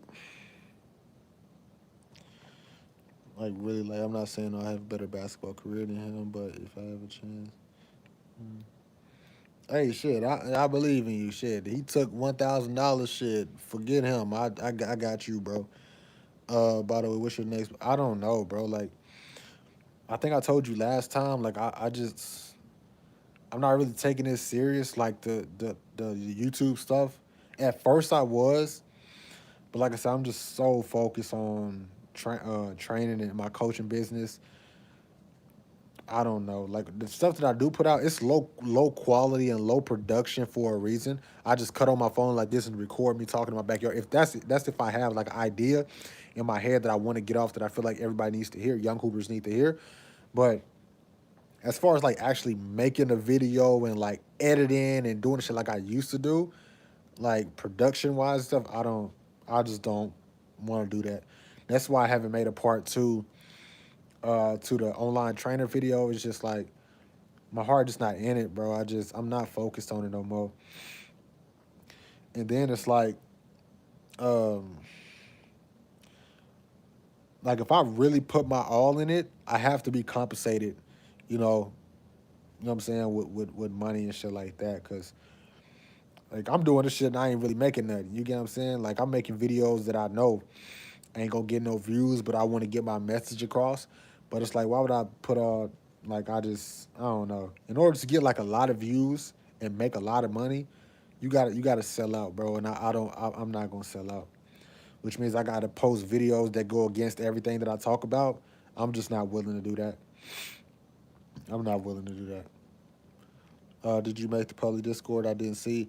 No, I actually didn't. Like I said, I don't know if I want to do that, especially now that I'm going live. You feel what I'm saying? Like now that I'm going live and I'm getting more comfortable going live, I don't know if I really want to, because we could just do everything right here. Like I want to try to make this the normal thing as much as possible. You feel what I'm saying? So like I said, the more I go live, the more relationships I build with y'all over time, the more shit I do to entertain y'all, then we can like I said, we can really have really good lives and we can really, you know what I'm saying, do what it do. Um but my damn throat starting to hurt. God, that's how I know That's how I know I be talking too much. Shit, I got some pause, but I got some throat spray in the kitchen over there, boy. 'Cause that's one of the things. Also, coaching tip: keep some throat spray, because when you coaching, you gonna talk a lot. You gonna be yelling a lot. Yeah, I said pause, bro. Keep some throat spray, because when you coaching, you gonna be talking a lot. You gonna be yelling a lot. Damn voice, bro. Shit. That's also what I hated about making, not hated, but I what kind of bothered me about making videos, because like I do all that talking when I'm coaching in person, then I got to sit down and on my microphone and talk. Like, my damn boy, my throat be killing me, boy. I remember one day, it probably was like a month ago. I woke up, it felt like somebody had like a knife and was like scratching the back of my throat. Like, that shit was hurting so bad. Like, I stayed up all night, bro. Like the following day, I stayed up all freaking night. It was hurting that bad. I hate when skill trainers sell out. I used to believe that shit when I was younger and playing. Man, they all sell out, bro. Cause I remember when I was like in fifth grade, sixth grade, I used to watch. Who did I watch when I was in fifth and sixth grade? Um, I think it was I Love Basketball TV. If you know, you know. I used to, bro. That was the only dude I watched for real. I think it was one more. No, it was mainly just him, and then it was the Deep Game, because they had like Drew Hanlon on and shit like that. But it was it was mainly I Love Basketball TV. I would watch a lot of his videos. Um, but I don't really think they sold out though. If I'm being honest, I don't want to put like that that title on him. I won't say sold out, but like I just don't think they focus on the right things. Like I was a young kid trying to get better at basketball. It's like I didn't need to know how to do a crossover or do a step back. I needed to know basketball. You get what I'm saying? Like, you know what I'm saying? Like most of the European countries and stuff, they teach you basketball. But over here, we learn how to do a crossover first. We learn how to do a step back first. We grow up thinking about ourselves. Me. How can I score? How can I cross somebody over? How can I break ankles? You get what I'm saying?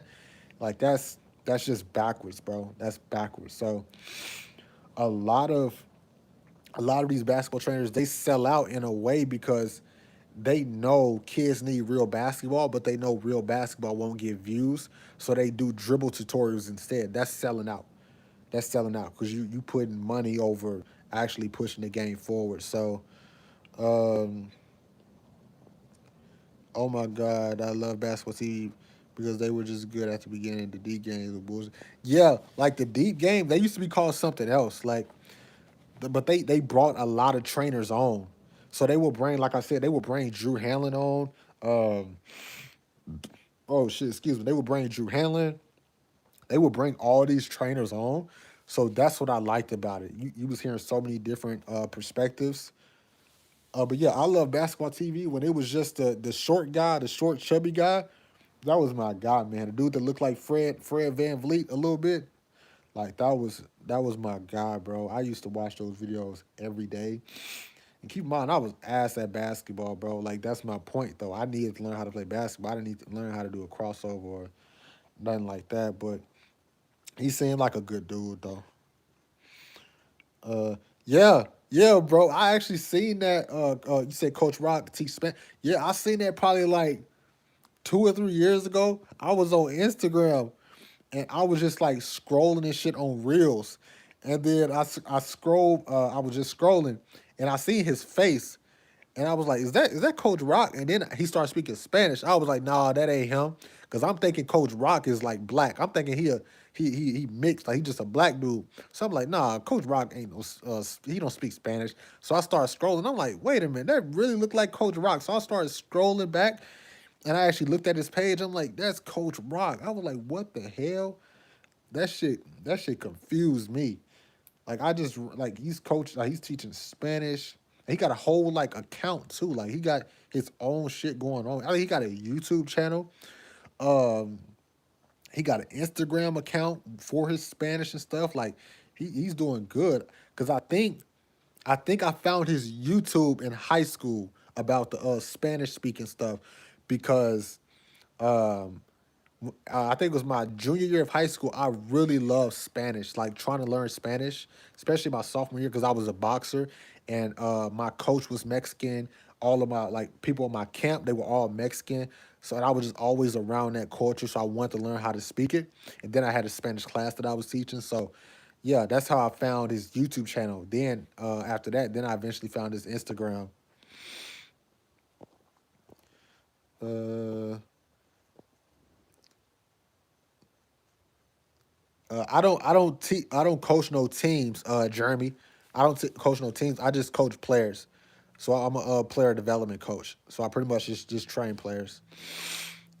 Plan on probably train coach a team in the future, maybe AAU or something, but I don't know. I'll deal with that when it comes. Yeah, Coach Rock from I Love Basketball TV. I agree. These kids don't want to learn. They want to go. Yeah, and it's not their fault, bro. Like they have all they do is stay on their phones. All they do is stay on TikTok. All they do is stay on Instagram. And what is the number one thing they see? Highlights. So we can't blame them, bro. I remember my homeboy, like he was a basketball prodigy growing up. I was at his house and he was at my house every single week. All he did was sit in the bed and watch Curry and Russell Westbrook highlights while eating hot Cheetos and shit. Like kids in America, we grow up just watching straight highlights, and that's what's rewarded, and that's what's not just rewarded but glorified. So it's not even the kid's fault, bro. Because even most coaches, like not even coaches, but like parents and shit, be glorifying that shit for the kids. Let me see. And like these AAU coaches, a lot of them are just volunteers and shit. A lot of them don't teach real basketball at all. If they got like a star player who can score 40 every game, they let that player score 40 every game because they want to win. They don't care about developing nobody. They just want to win. You get what I'm saying? So that's another story. Oh my God, I love basketball TV. Oh, I read that. I remember doing the routines but quit because it was just bullshit. Yeah, bro. But I see it more than you. They prioritize that. They don't prioritize that at the end. Yeah, bro. Unrelated, but Nas is killing. Like I've doubted him. But that's why, despite me being an underdog, despite me being an underdog, like Nas has been proving everyone wrong, beating Briscoe and Archie. Nas wasn't even a good D1 and killing it. Yeah, yeah, bro. 1v1 and 5v5 are an entirely different sport. And then like people gotta understand, Nas. I don't know how old Nas is. Is Nas like 30? Is he like 28 or 29? He was at FAMU probably like 7 years ago, 8 years ago, 10 years ago. Of course, he got better since then. I don't know why people keep bringing that shit up, talking shit about he played yeah. That's what I'm saying. He probably was in college like 7 years ago, 8 years ago, 10 years ago. Like, of course, he got better since then. He's in his prime now. People act like he's supposed to stay at that level forever. Like, dude, he's 27. You know how much basketball he has learned and played since he been at FAMU? Like, come on now. And then he's been primarily probably playing 1v1. You know what I'm saying? Like, I don't know why they be using that shit against him.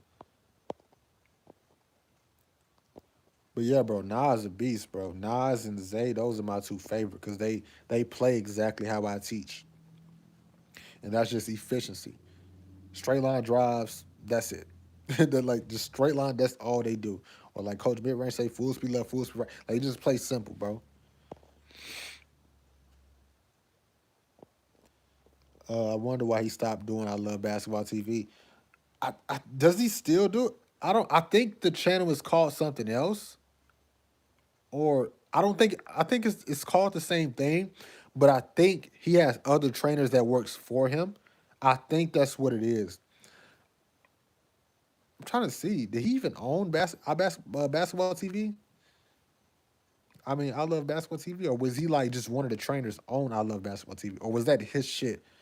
Because they still post to this day. I think I think sometimes I see him, but there's like other trainers on there, so I'm not sure if that's his shit. Like he's the owner, and they are all making videos for him, like he's over them and shit. He's paying them to make videos, or if he was just a trainer on there. I'm not sure. Uh, the 1v1 scene. I wonder why it's 27. I think the 1v1. Uh, I don't really think it's overrated. Cause what you mean by that? Like I think the 1v1 scene is overrated. Cause I really like the 1v1 space for what it is. Like me and my homies, we grew up playing 1v1. You get what I'm saying? Like I love 1v1. I think people gotta like look at it for what it is. It's not 5 on 5. Like everybody wants to keep comparing it to, like it's not comparable. Of course, there are similarities or there are things that translate to either or, but it's two different things, bro. It's two different sports. We got to stop comparing the two. 1v1 is his own thing. 5v5 is his own thing. Every time somebody play a 1-on-1 game, it's like, oh, that wasn't working fives. It was like, who fucking cares? Like it's two different sports, bro. Like that's my thought about it. Like I love the 1v1 space. Like especially because they're playing more and more real basketball, and like it's becoming more and more of like a pro space. So you're actually seeing real basketball. Now the 3-on-3s, like the 3-on-3s and shit. What's your name? Unknown ball legend. I think that's your name. I'm saying it right. But like let me see. Like the 3v3s and shit, 4v4. Like I don't really like that too much. Now there's some teams that play good basketball, but for the most part, I don't like it. It'd be 3v3, but they be playing 1v1 in the 3v3. It's literally like pickup basketball. I don't like that. I think they can improve the 3v3s. Like, again, some teams play real basketball, but for the most part, it's just, but it's getting better, though. It's getting better. Like, I like the teams Nas play on, like when it's Nas and whoever it is, like when it's them, they usually play really good basketball, but it's still not where it needs to be. You feel what I'm saying? But it's getting better. You know what I'm saying? It's still a new space. It's not the fucking NBA. It's not or not Euro League. You know what I'm saying? They haven't been around forever. So it's been around for what, 4 years, 3 years, 5 years? Like it's still a new space. Um, just the 3v3s in general, bro. Like again, some of them are good. Like I mainly it's hard for me to watch them by myself.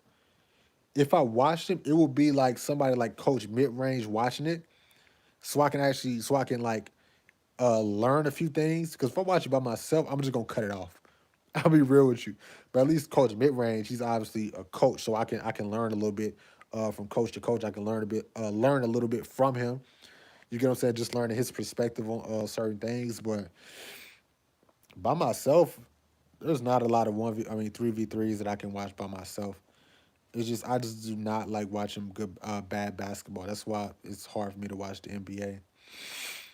But like I said, if Coach Mid Range breaking it down, I can watch it. Like that's the only way I can watch it. Cause but 1v1s I can watch some of the 1v1s. Now some of those guys still be like too much like flash, and I just don't like that. It's like, bro, just play efficient. Then you could sprinkle in the flashy shit. But some of them, it's getting better though. It's getting better. That's why I listen to no one and just keep on pushing. There you go. It took a long time for me to. Mm, I think he'll be Austin. I think he'll be Austin Rivers too. Like people, man, just like they did with Archie, bro. They keep thinking, oh, he Austin Rivers played in the NBA. He played for Duke. He did this. He did that. Nas will be Austin Rivers. He's too small. I've been saying this forever since they started their whole back and forth. Austin Rivers knows Nas is gonna be a problem. Like let's stop it, bro. Let's stop it. In a 1v1, do y'all see how strong and physical Nas is? Like y'all see how strong and physical he is? Austin Rivers is not going to be strong enough to deal with Nas. And again, if Austin Rivers don't take Nas serious, he's going to do to him what he did to Archie. because it's gonna get to 15 points, 18 points, and Austin Rivers gonna get tired, and then Nas gonna blow him out the water, or Austin Rivers ain't gonna be able to deal with the physicality. That's what it is. Austin Rivers is fast as shit. He's quick as shit. But how fast can you be when you getting hand checked? When you getting bodied by somebody like Nas? You get what I'm saying? It's two different things, man. It's two different things. I just don't see Austin Rivers guard Nas. But Austin Rivers obviously still can win because he can put the ball on the floor. That's why I think where Archie fucked up. Archie fucked up with his conditioning, one, but two, he couldn't like when he was just rising up, Nas couldn't stop him. But when Nas realized that Archie couldn't put the ball on the floor, that's when it was over with. Nas just pressured him, right? And I always talk about getting in between the lane lines. He just pushed him outside the lane lines, so Archie kept taking those fadeaway shots and long twos and shit. Austin Rivers, it ain't gonna be that easy because he can actually put the ball on the floor. So like he can rise up over Nas, but when Nas pressures him, he can actually get to the rim. So that's why it's going to be a very interesting game. It's going to be about conditioning in that game, conditioning. So that's why I'm gonna give the edge to Nas, because conditioning is gonna be the most important. Because Austin Rivers has the speed and ability to get by Nas, but can he still get by Nas when he's tired? You get what I'm saying? Can he still get in between the lane lines when he's tired? I don't think he can, unless he prioritizes his conditioning. You get what I'm saying? Um, I'm actually. Oh, it's shit. I'm tired. It's also actually crazy how Scoob was D2. I didn't even know Scoob played D2. I don't know where he played at. It's better with number one, even though no, yeah, Scoob a fucking dog, bro. Scoob a dog. Scoob is a dog. He's somebody I love watching in team ball. Like some of my favorite team ball players, like 3v3 and shit. Also like yeah, threes. It's probably like Scoob, Frank Nitty, Scoob, and obviously Nas and Zay are really good in threes as well. But I really like how Frank Nitty and Scoob play. Also, Archie is just making excuses. Like, if you're so good, you should. Archie, Archie surprised me. Archie, I didn't know he was gonna be like this. I didn't know he was gonna be like this. The shit he is saying is crazy. Like he's complaining way too much. Now he wants a rematch. Like, come on, bro. After all the shit he said before the game, now he want a rematch. He said he was gonna beat Nas and go on about his way. He had family to worry about and shit like that. No, I don't know what happened to that. Cause he been on every live since then. Like he ain't shit. I don't know. I don't know. He like I said, the excuses is crazy. Cause he said he knew how the space was. He was ready for the physicality. He from the trenches, all that. Then you lose, and your number one complaint is that it was too physical. That's soft, bro. I'm gonna be real. That's soft. That's soft. That is soft. Like that's crazy, bro. That's crazy. He just lost the physicality battle. That's what it was. He just lost the physicality battle. He wasn't strong enough and physical enough to deal with Nas. That's all it was. He lost the physicality battle. He said he knew about the space. He knew what the space was. It was fouling. It was hard defense, physicality. He knew what to expect. So now he's saying, "Oh, I didn't know what the space was." No, you knew what the space was, unless you lied. He knew what the space was. He knew it was going to be physical, but he couldn't deal with it. He lost the physicality battle.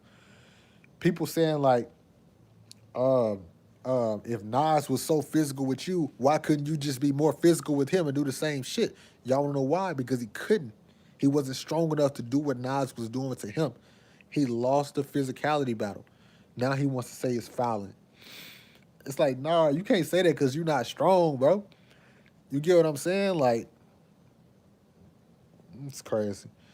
Like even Rob went. Yeah, I think Rob played D2. Did he? I thought he played like low major D1. Maybe he played D2. No, Rob can hoop. He got to fix his game plan. His IQ. I hate talking about people's IQ, but his game plan needs to change. He be pissing me off. Like, dude, he needs to be playing like Zay. Like Rob is strong as shit. He's fast as hell too. It's like you need to be getting downhill in the paint. You need to be getting into the lane lines. Nobody can keep you from the rim. You're gonna get efficient look after efficient look. Now the defense is gonna play the drive. Now you can shoot. You're arguably the best shooter in the space. You have the two most deadly skills in 1v1 outside of like conditioning. But like you can finish really well at the rim because you're strong as shit, you're fast as shit, you can get to the rim whenever you want, and you can knock down a very, very, very high percentage of your threes. You get what I'm saying? Now you just have to work on putting the puzzle pieces together. You got to put the puzzle pieces together. Now, keep driving downhill until they give you space to shoot. That will be my entire game plan for Rob. Keep driving downhill over and over and over again until they have to step back to play the drive. Now you pull up. Now you got an open three. Rob can probably knock down open threes with his eyes closed. You know what I'm saying? You hit one three, they probably still not even gonna play up for real. They still gonna sag back. You hit another one. You get what I'm saying? Now you got two layups. That's 4 points. Now you got 2, 3. You get what I'm saying? Like that's how I look at it. But it's like upside down with Rob. He just takes majority of threes, and then he's just like, oh, okay, let me. I just shot 5 threes. Let me drive now. It's just like his game plan is all screwed up. But he could definitely be one of those guys, or like way better than what he is. Also, the NBA players just don't care enough. It's actually the most annoying thing when they complain.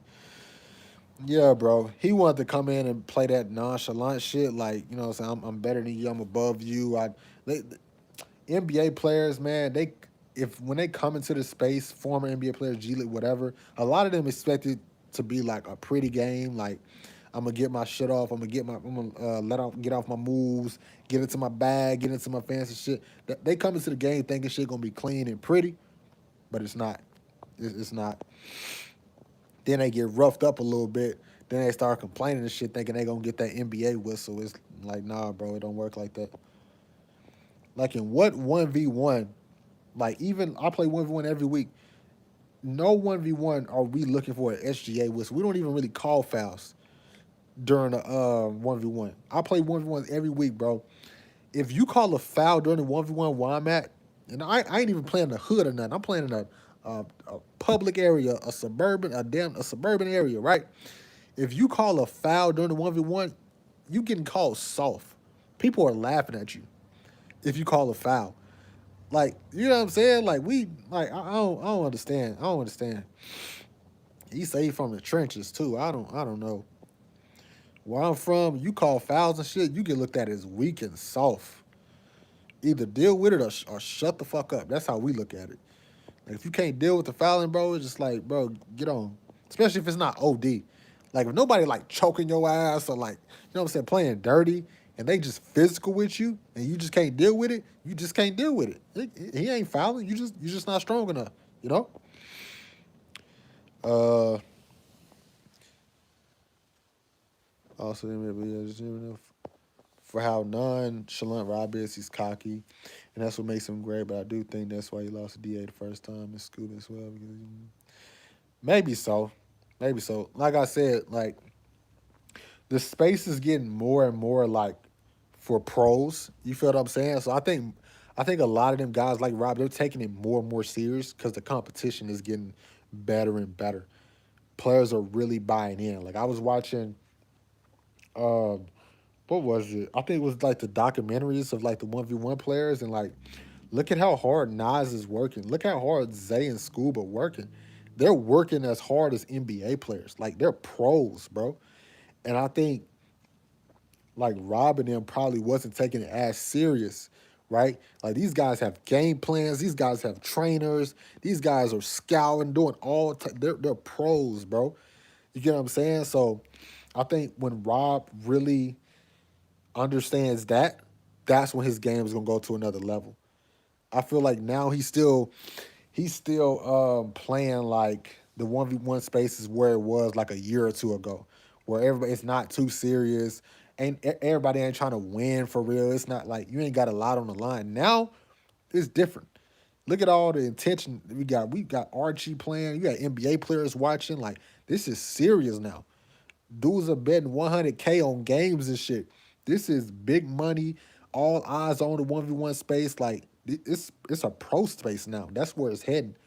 So until Rob like locks in for real, like he gonna get passed up by a lot of dudes who hungry. Uh Also the politics within one space is some of the worst shit I've seen. I get why the money and stuff, but yeah, bro, that's unfortunately what just comes with this shit. I hate it, but politics is always gonna fuck shit up. I don't know, man. Politics is always gonna work its way in and around everything. Where there's a lot of money involved, there's always gonna be politics involved with shit. I hate it too, but it is what it is, bro. It is what it is. I don't get too worried about that, caught up in that shit. Make sure I ain't missed nothing.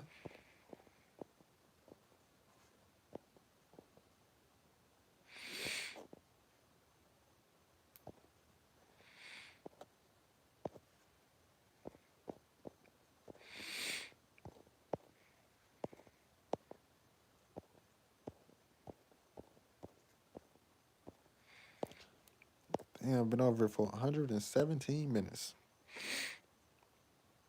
Yo, by the way, can't wait for whenever you do this stream again. Would love to be on the call if you can.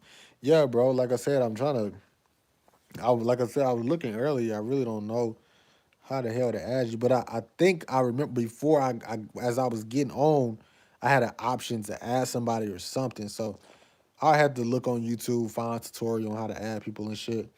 Cause I know you can, bro. Cause I remember I'm thinking of Instagram Live. I don't know, but I know you can. But yeah, bro, like for sure, Sky, for sure.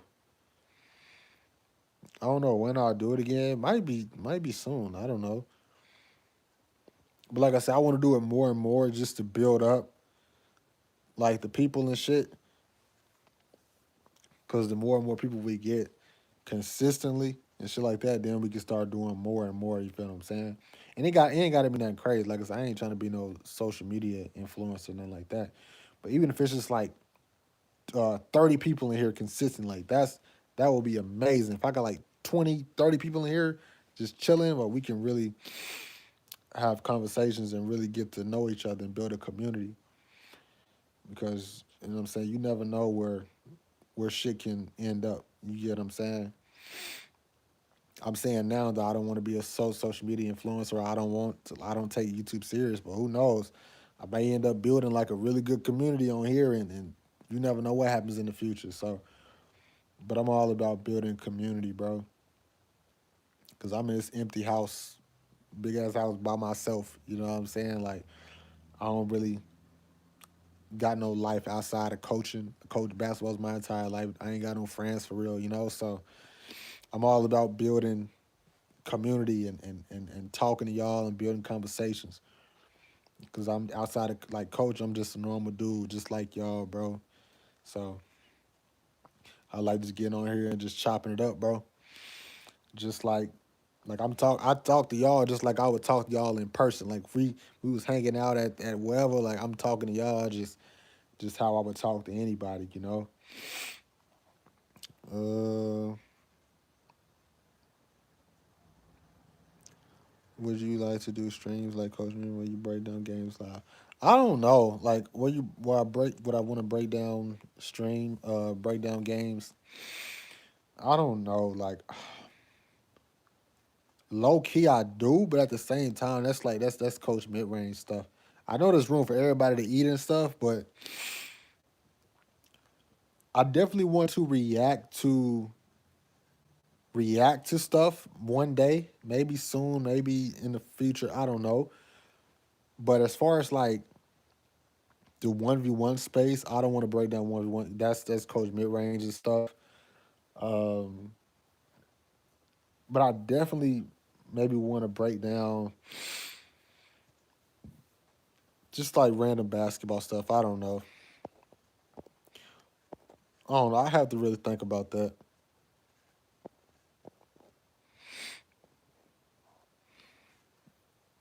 Yeah, I love basketball, man. I want to give a little something before I leave as well. Yeah, bro.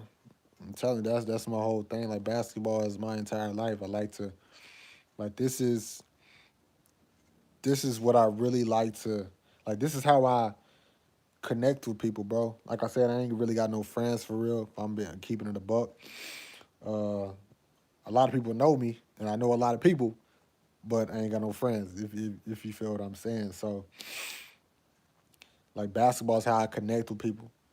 Basketball is literally how I'm connecting with y'all. Basketball is how I connect with people at the park, at the hoop sessions and stuff. So, what's your go-to ball shoes, bro? I'm not a shoe person, bro. Like I wear $20 shoes from Ross, bro.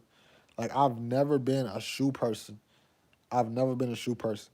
Like at hoop sessions, um, everybody be laughing at me because everybody pull up and the Ja Morants, the AEs, and all that shit. The Jordans, they be having all type of shit, and I be having like $20 off brand shoes from Ross and shit. Yeah, I know, bro. I'm telling you, like, but I be hooping, I be balling, so can't nobody say shit.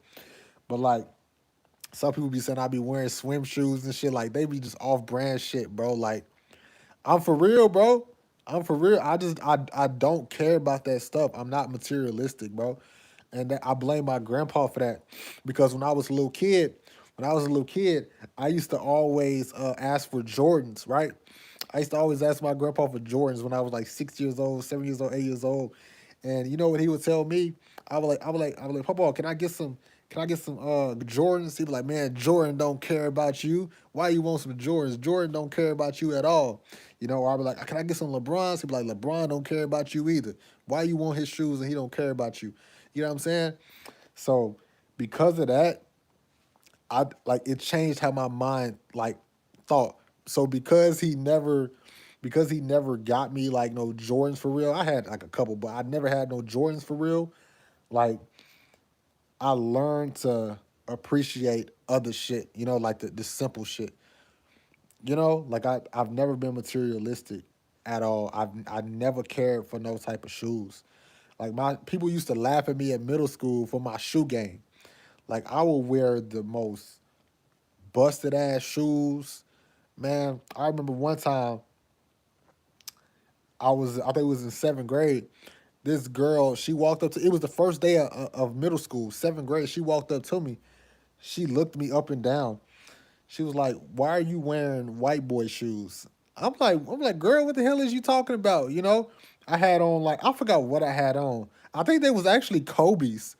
They was these like $40 Kobe's that I got from Academy. I thought I was fresh. I'm telling you, I can't make this. I know her name and everything. I'm not gonna put her on blast, but I thought I was fresh as hell, bro. Cause it was lunchtime, so we was outside hooping, right? So I'm standing on the court. I'm standing on the court. I got, you know, what I'm saying I got my new shoes on, and she walk up to me, and it's like, why you got on white boy shoes? I'm like, girl, what are you talking about? I felt so embarrassed. I felt so embarrassed. It was like these low top Kobe's, and I had on like ankle socks too. It was diabolical. I ain't gonna lie, but like my point is, I don't get caught up in that materialistic shit. Like I literally hoop in $20 Ross shoes, bro, and I be balling. I got videos and shit, man. If y'all want to see the footage, I got the foot. I be cooking, bro. I don't care about the shoes and stuff, you know. But what you say? White boys are in. Yeah, bro. That's the thing. Like New Balance was actually one of my favorite. he said he said hospital shoes is crazy work. Dang, I ain't say nothing about no fucking hospital shoes, bro. Hospital, that's hilarious, bro. That's fucking funny. Uh, bro, New Balances was actually like one of my favorite shoes, bro. Was it? No, I'm lying. I'm lying.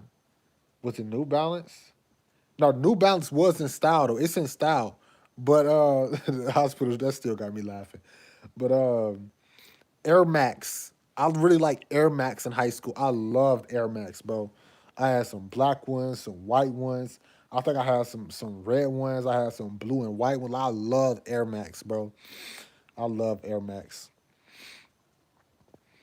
But yeah, that girl told me I had on white boy shoes, man. That shit was embarrassing, bro. That shit was embarrassing because I was you know what I'm saying? I was a tough guy back in seventh grade, and you just gonna walk up to me and say that shit in front of everybody too. That shit was embarrassing. That all my homies had on the J's and stuff. It made me feel worse. Um, Also, I'm surprised you even saw the thumbnail of my recent videos. Nigga trash. I just made them because I was heated. Yeah, bro. Like you didn't make no. I know you was heated. You wanted to get that video out fast. You didn't no thumbnail, nothing. You just uploaded that motherfucker, bro. Nah, man. But like I said, I didn't watch it. I forgot what I was doing. I probably was just because usually I just hop on YouTube, try to see if I got notifications. So I respond. I try to respond to every comment. I try to. So I just hop on YouTube, respond to my comments, and I hop off. You get what I'm saying? But I seen it when I got on there. I was like, man, to my Kyrie overrated. What is you talking about? But cushion makes a difference. Don't need to be expensive. Yeah, bro. Like I can hoop in anything. But I'm saying that I I twist my ankle like 5 times in the past year. So maybe I need to go get some AEs and shit or some Jaws or you know what I'm saying, some J's or something. Cause I'm telling you, my ankle is fucked up. Like the cartilage and everything in my left ankle is gone. I twisted my ankle like I'm telling you 5 times in the past year.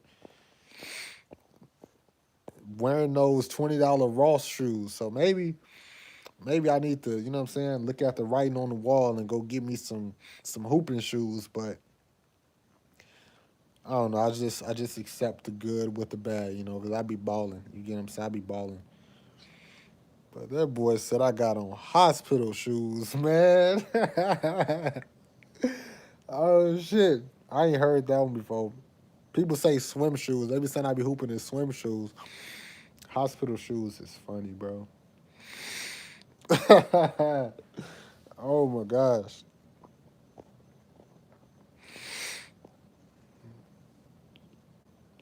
Man, you know what would be fire? Somehow in the future, I could fly out to Texas. We could 1v1. You'll probably beat me, but for the love of the game, I don't care if I lose, but it won't be easy win. I'm gonna be real with you, bro. I'm 11 OU. I'm 11 OU, bro. I'm 11 OU. Until I see some footage of you playing, I'm just gonna assume that I can 11 OU, bro. But no, I'm definitely down, bro. That'll be good. Like I said, I'm always basketball my entire life. Loser buys the other new shoe. The other one buys the other new shoes. I mean, loser buys the other new shoes. Yeah, bro. When I 11 owe you, you gotta buy me some fucking some Jaws or something. You gotta buy me some Jordans. People still hooping Jordans. 'Cause I only see people be hooping in like hyper dunks and shit. Um, Jaws, AEs. That's really like the only thing. Maybe some Kobe's. Like that's really it. Yeah, Sky, I gotta see you hoop. But just by I'm gonna be real with you, just by looking at you, I think I can 11 you, bro. Looks can be deceiving, but I'm really good at looking and like scanning people's badges and shit. I can look at you and tell what type of badges you got. I don't think you got enough badges to beat me. I don't think you got enough defensive badges to stop me from getting to my spots. You get what I'm saying? And I don't think you got the badges to blow by me. When I say badges, I'm just talking about 2K terms. 2K terms. I don't know if you know badges in 2K.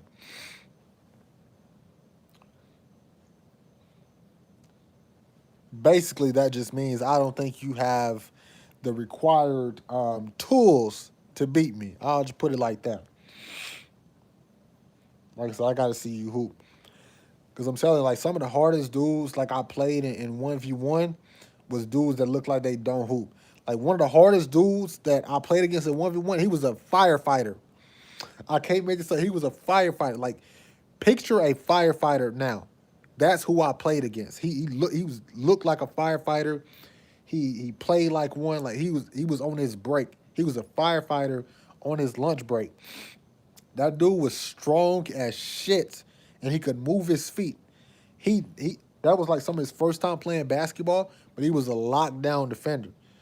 He didn't even hand check me. He was standing in front of everything. And then I tried to hit his ass with the SGA bump. Boy, I almost broke my damn neck. Boy, he was strong as shit. Like firefighter strong. He was built. You feel what I'm saying? And then the other guy I played against, he was a paramedic. He was a paramedic. He was just as strong. I don't know what it is about them people that work in like the emergency shit. Them dudes, man, them dudes strong as shit, boy. Cause that's like one of my best attributes, Sky, is I'm strong as hell. Like I'm very physical. I love bumping and shit. Like I be knocking the air out dudes. Like that's people hate guard me because I'm strong as shit. But that paramedic and that firefighter, they wasn't going for none of that shit. That shit didn't work. I had to start hitting fadeaways and shit. I ain't know what the hell to do.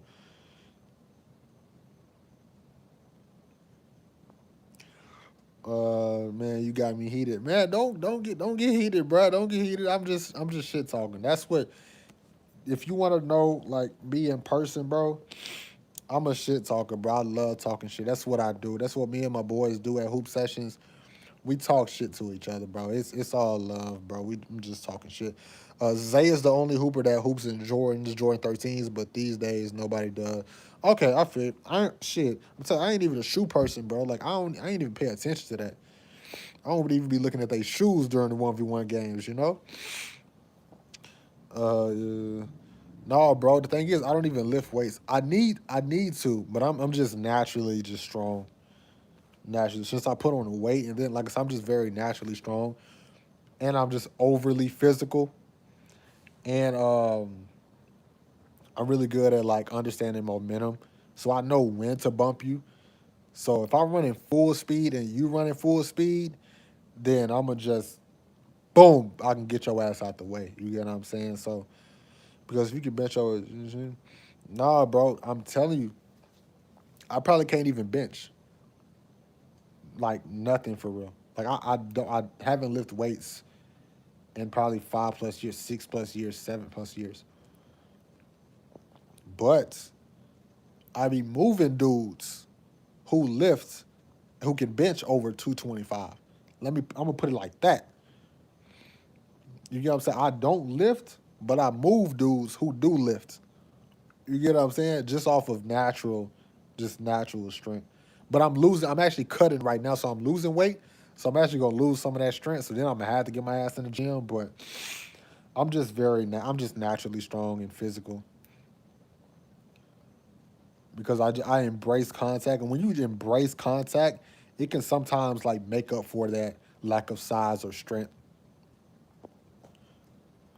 How much you weigh? I really don't know, bro. Like I got a scale in I got a scale in the bathroom, but that should be off.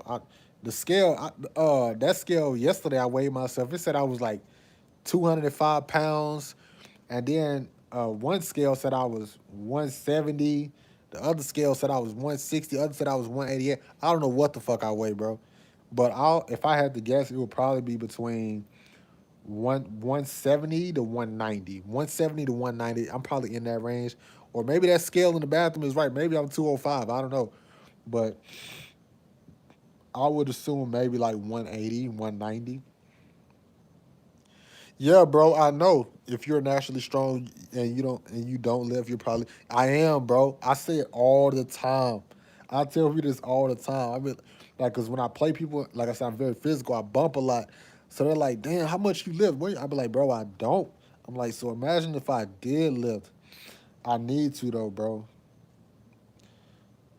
I actually just sold my weight bench. I show because I had a weight bench, and weight set in my garage. I sold it probably like a couple months ago, a few months ago. Like that's how much I wasn't lifting weights. It was just in the garage collecting dust.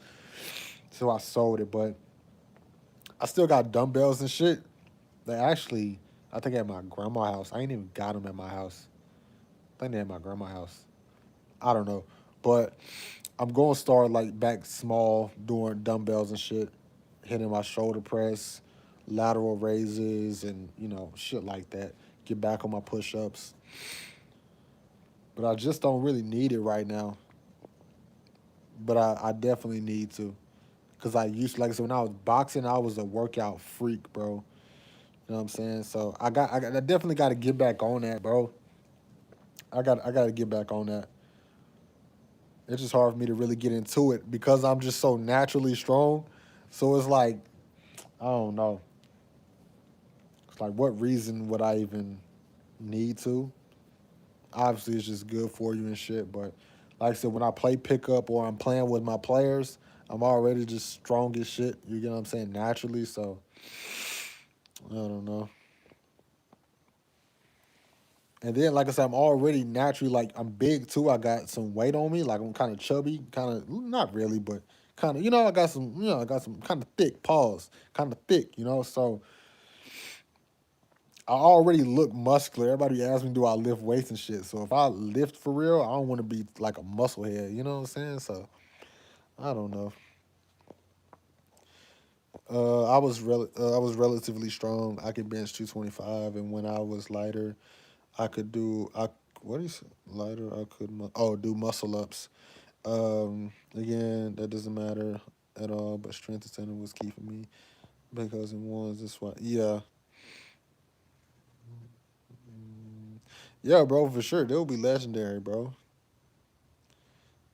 Yeah, bro, you strong. If you can bench 225, boy, you strong, strong. You weight room strong. Yeah, I'm naturally strong, but I'm not weight room strong at all, bro. At all.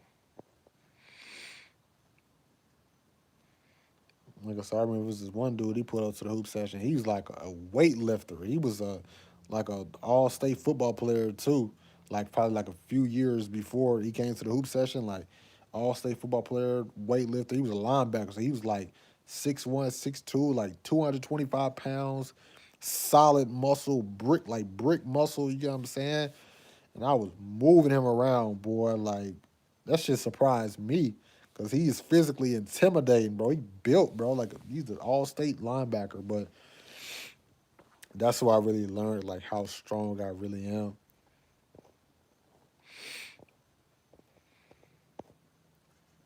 But that shit didn't work against my high-level college players that I trained back then. That shit didn't work then. That's where I needed the weight room. Like if I was playing high-level players, I need the weight and I need the natural strength and the weight room. Cause some college dudes, boy, they ain't care about none of that. He was moving my shit out the way.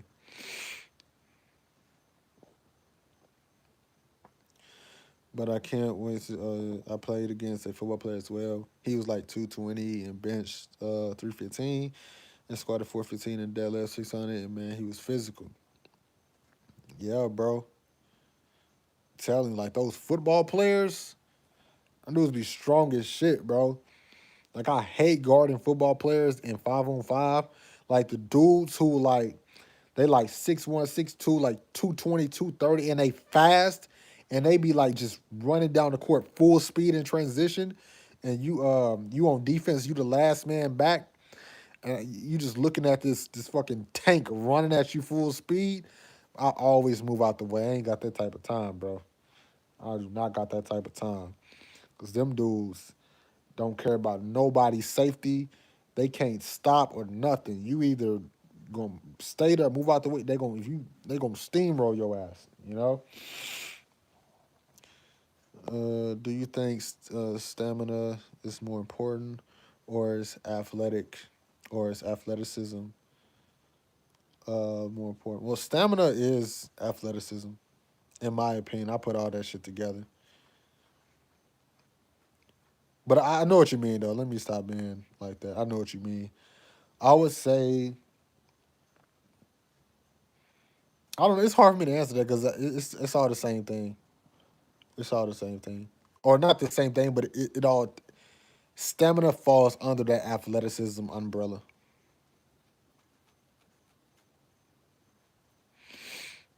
So yeah, yeah. So like athleticism, like freak athleticism, dunking and speed and all that, and I would say I would say probably athleticism.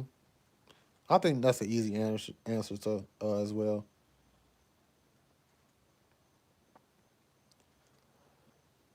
Yeah, stamina is how long you. Yeah, all of that is athleticism. All of that is like athletic ability. You know what I'm saying? All of that falls under the same, like endurance and all that's the same shit, or it falls under that athleticism umbrella.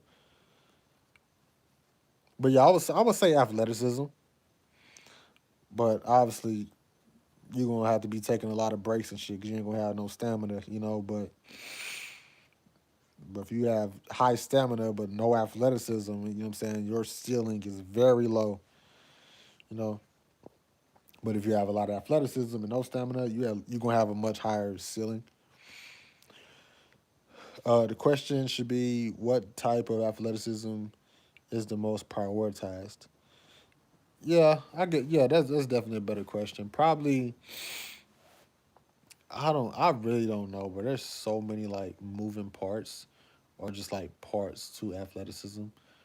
Um, maybe speed. I would say maybe speed. Yeah, vertical of course, but I mean I'd rather go speed. That's speed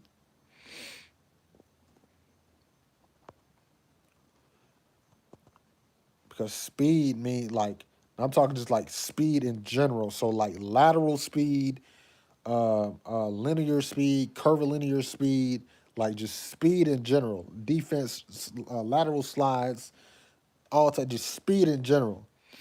I think that is definitely man. 'Cause that makes you so hard to stop.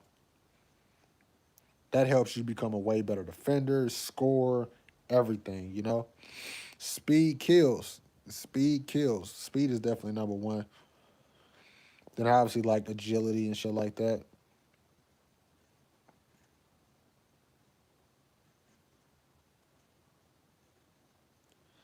Yeah, for sure. Yeah, you definitely use your speed more.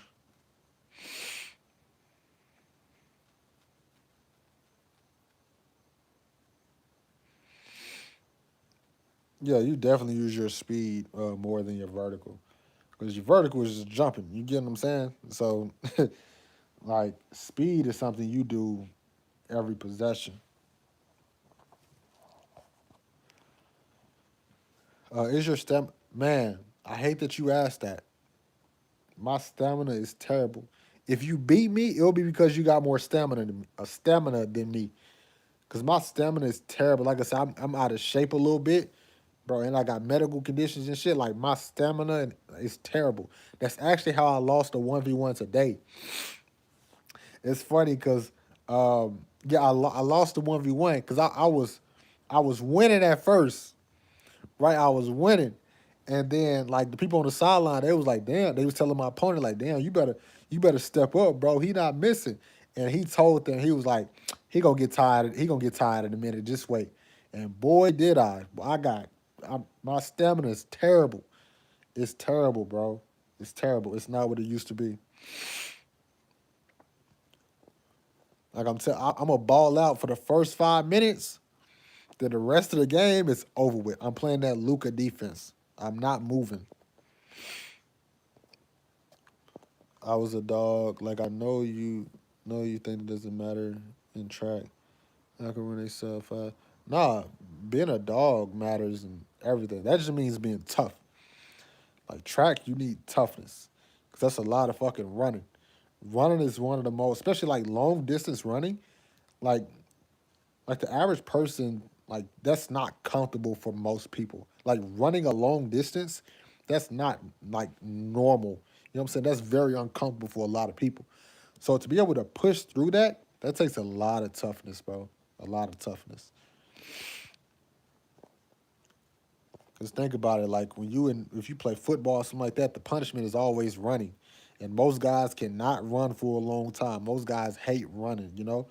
But the dogs, they push through that shit. They never stop running. You know what I'm saying? Like that takes a yeah.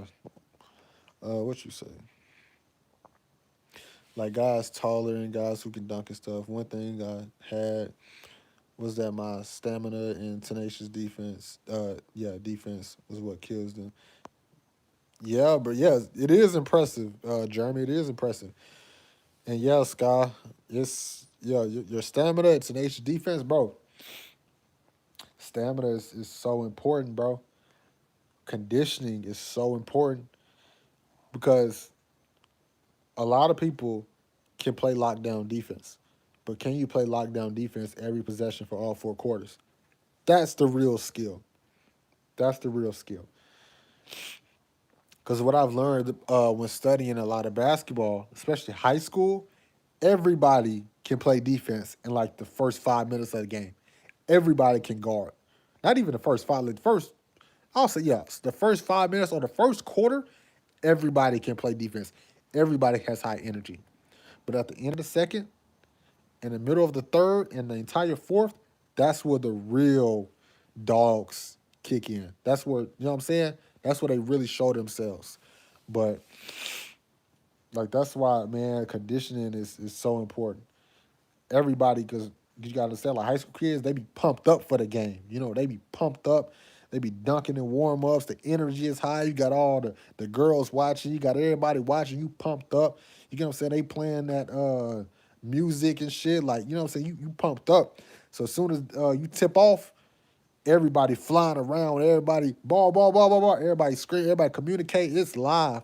But then when your nerves, when you calm down and everything, settles back down, now that's when, you know what I'm saying, like the stamina and all that shit really kick in. Like you really get to see what everybody is made of. I want to know, just in practice, how often can you make your threes and shots? If you're making, I don't know the percentage, but like I'm just in practice, how often can you make your threes and shots? I can.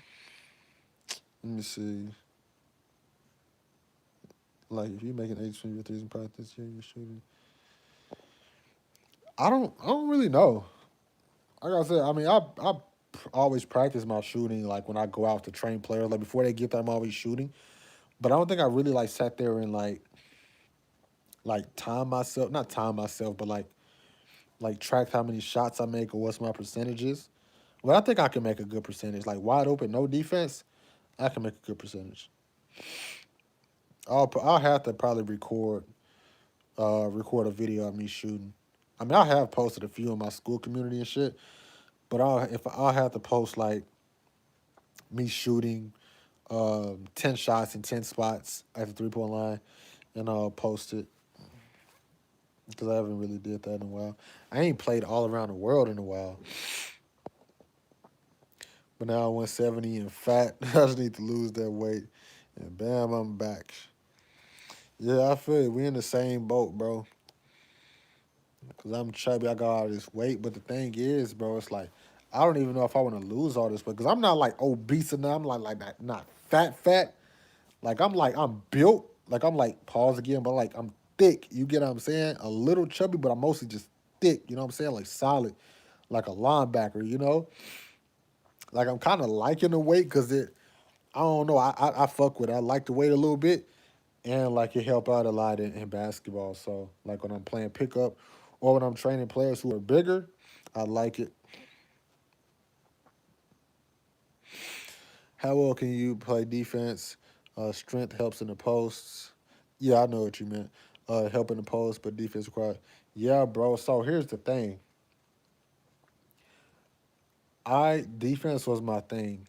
I've been known for my defense since I was a kid. I'm a I'm a lockdown defender, but um, because of my stamina, my defense went down for sure. And then like my medical conditions and stuff, so I can't play intense defense no more like I used to. Like I was, my defense used to be so good that People wanted to fight me at the park because my defense is so good. I'm telling you, I used to pick up full court, like 94 feet, like 8 hours straight. I can't make this up. That's where my medical conditions came in because I was doing that without being hydrated. You get what I'm saying? So my defense used to be really, really good. It's still good. Um, it's really good, but my stamina is so bad that I got to play defense in spurts like LeBron. You know, like if I have 10 defensive possessions, 5 possessions are going to be me doing nothing. The other 5 I can actually lock up, you know? So you're going to make 11 out of 11 shots. I didn't say that, bro. I didn't say that. In the mid range, yeah. I'm an elite mid range shooter. I'm an elite. I don't know if you seen the video where I was testing the fundamentals and shit. But I'm an elite mid range shooter, bro. You're going to need to. We'll see, bro. Because like I see, you got. I'm an elite mid range shooter. Funny thing is, mad that Coach Midrange not in here, but my nickname was actually Midrange when I was in 8th grade, I believe. Yeah, the older kids call me Midrange because I was an elite midrange shooter, and I still am. I'm one of the best midrange shooters you'll ever find. I promise you that. So like, I don't even need to shoot. Now, if you leave me open, and I got the footage of the 1v1 today, you leave me open, I can knock down. I can knock down threes all day. But I'm like SGA. I'm like SGA. Like I prefer the mid range because I think I believe I can get my shot off whenever I want in the mid range. I can score on anybody. So that's why it's like the mid range is just so easy to me. I prefer it. But if I have to shoot the three, I will and I can. Not as efficient as the mid range though, if I'm being transparent. 3 dribbles. We usually do 3 dribbles. We can do 3 dribbles going to 15. Going to 15, 3 dribbles. That's all we gotta do. Cause like if we end up playing in the future, you're gonna see I'm very efficient. Even if you say unlimited dribbles, I still only take 2 or 3 dribbles. That's the funny thing. Like sometimes when I play people, they'll be like, "Man, I don't want to do 3 dribbles. I'm gonna do unlimited." It's like, all right, cool. I'm gonna still do three. Like I naturally only use 3 dribbles, and most of the time I use two. You get what I'm saying? Like I'm very efficient. I play north to south. I just go. I play downhill. I'm going at you. I'm not doing none of that east to west and doing. I play north to south. You know, so that's why all my clips that I do post of me playing 1v1, like I posted on my shorts and whatever. Um, all of it is like 2 dribbles, 3 dribbles. That's how I play naturally.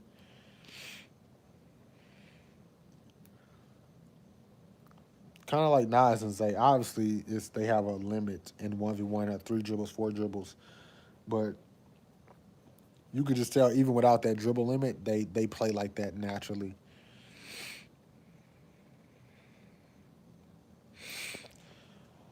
But yeah, 3 dribbles, and that's gonna be bad for you, Sky. That's gonna be bad for you. You better play efficient, and you better be able to shoot. Because if you can't play efficient with 3 dribbles and you can't shoot, 11-0. 11-0. I'm telling you, 11-0. If you can't score with 3 dribbles, 11-0. Matter of fact, all I need to see is a video of you dribbling the ball, and I can tell you how bad I'm gonna beat you. I need to see a video of you dribbling the ball. I'm for real. I just need to see a video of you dribbling the ball, and I can tell you how bad I'm gonna beat you. Cause you my size too. That's not good. That's not good. The only people who can consistently beat me is people who are like way bigger than me. Like you gotta be, I don't know, for you to be a problem for me, like defensively, you gotta be like 6'4", 6'5". And even then, you still gotta be really good at 6. You gotta be like very athletic if you 6'4", 6'5". Because if you one of those 6'4", 6'5" guys that can't really move, you uncoordinated, I will cook you. But if you athletic at 6'4", 6'5", I have a lot of trouble. But people who my size, because I'm not gonna see your contest, even athletic at even athletic at 5'9". Now, I will say this: I got little bro. He's like 5'9". He's very athletic. Now he can give me trouble because of the athleticism. He can jump, bro. He got a high ass vertical. He athletic, strong a little bit. So, but at the same time, I still I still don't see your contest because I'm so good at like getting my shot off. So even if you are a shot blocker, like or if you have a high vertical and you're a good shot blocker and you're 5'8", 5'9", 5'10", I feel like I'm still really good at getting my shot off. Like I'm very deceptive. I know I'm short, so I know how to be tricky and get my shot off against taller guys. So if you're my size and you can jump, I'm gonna just I'm gonna just be deceptive. You're not gonna know when I'm gonna shoot. That's basically what I'm saying. You're not gonna know. It's like the Jalen Brunson shit. You know, he's so hard to guard because you don't know when he's gonna shoot. Like if you're a 7-footer guarding Jalen Brunson, you don't know when he's gonna shoot. So you jumping at every fake and everything. You know. Oh shit.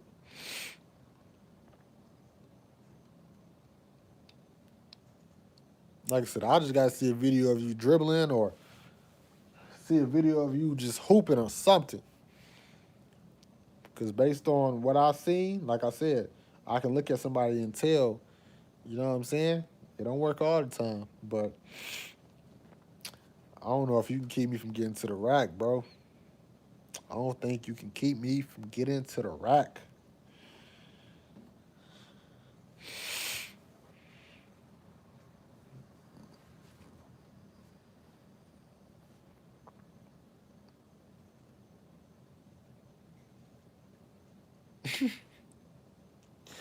Bro, I'm just trolling, bro. No, I'm serious at the same time, but I'm just talking shit. No, bro, like if you, like I said, I got to see how good you were. I don't know. Like I said, because looks can be deceiving.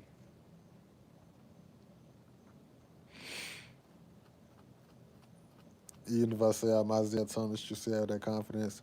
Yeah, bro. I'm like, that's just me, bro. I feel like I can beat anybody. I know that's not true.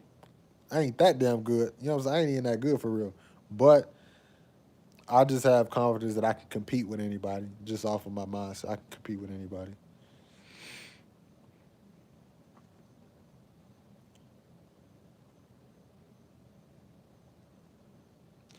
Yeah, I feel you. And it's kind of the opposite for me, Sky. What's up? Just walk away. What's up, my boy?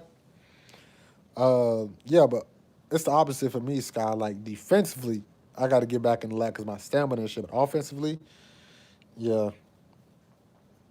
But man, honestly, like I said, my stamina that should affect both sides of the ball. So it's not even about getting in the lab offensively or defensively. It's just about my stamina because that should help both. You know what I'm saying? I need to stop saying both. I need to say both. THBOTH. Both. Both. Nah, I can't. Nah. I'm gonna just be myself. I'm gonna say both. But yeah, bro, like my stamina, that's the biggest thing. Like you don't realize how important stamina is until you lose it. You get what I'm saying? Like it's everything. So if my stamina is it's like on point, 11-0. Even if my stamina ain't on point, 11-0. You get what I'm saying? I don't know.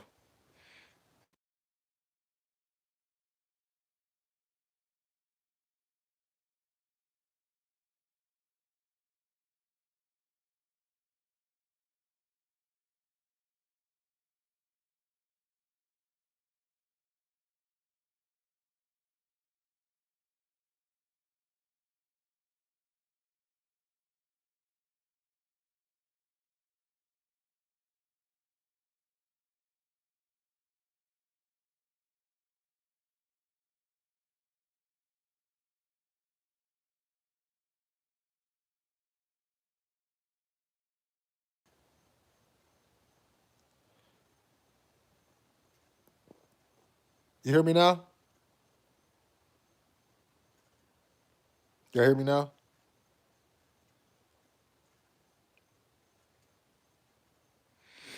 Y'all hear me? Bro, my dumb ass clicked the mute button. I'm telling you, I'm sleepy, bro. I'm just clicking shit on accident. My bad, y'all. But no, but like I was saying, Nas is extremely strong, bro. I mean, he's extremely skilled. Like he can shoot off the dribble. When you watch the threes, he be hitting spot ups like it's nothing. Like he can shoot, has some of the best like efficient handles, can finish. Like he's extremely skilled. He has some of the best counters in the 1v1 space. Not always aesthetically pleasing, but efficiency, footwork wise, not too many people can fuck with Nas. So I get what you're saying, but what makes Nas so elite is he has the strength, he has the stamina, and he has the skill. Just like Zay. You feel what I'm saying? So I don't want nobody to downplay Nas's skill.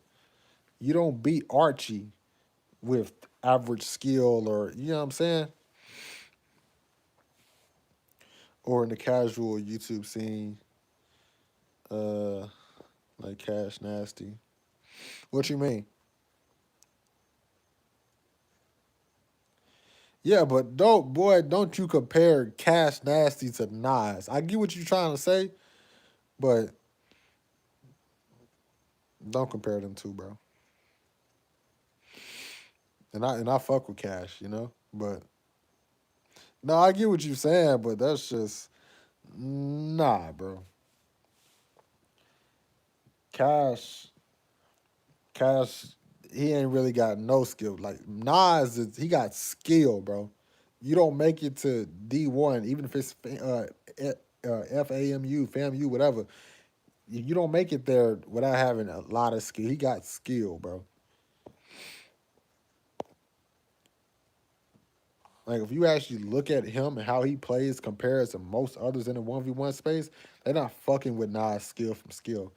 The only guys that can is like I was saying, Zay, Scoob, Rob to a certain extent, and that's really it as far as like consistent 1v1 players.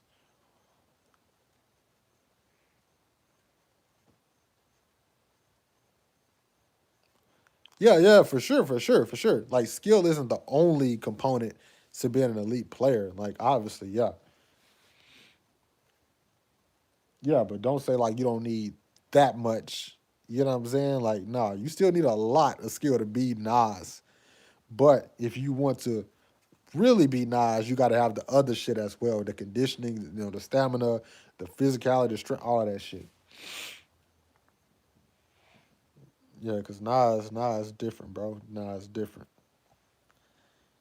It's just so funny seeing them dudes. Like, I think they played fives in some event. I watched it. I think I watched Coach Midrange react to it. I think I did, or maybe I watched it by myself. I forgot. But you watch them in fives, and a lot of them dudes like don't be as good. And that's what I be trying to tell people. Like when somebody is so like somebody be a leader one like Nas will win a 1v1, and you have people in the comments talking about, man, he need an NBA contract. He needs to be. I'm like, come on, bro. Come on, bro. Come on, bro.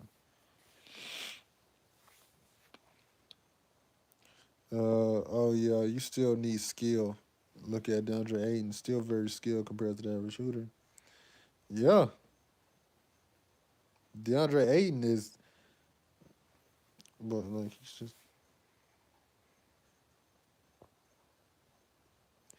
yeah, but DeAndre Ayton, he's athletic as shit. DeAndre Ayton is athletic as shit.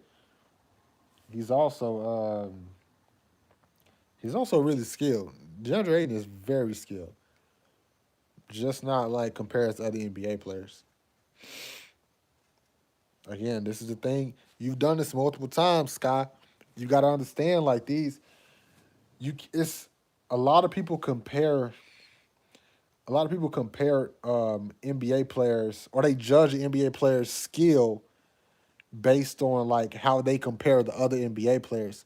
That's not always like a good thing to do. DeAndre Ayton is not that skilled compared to other NBA players, but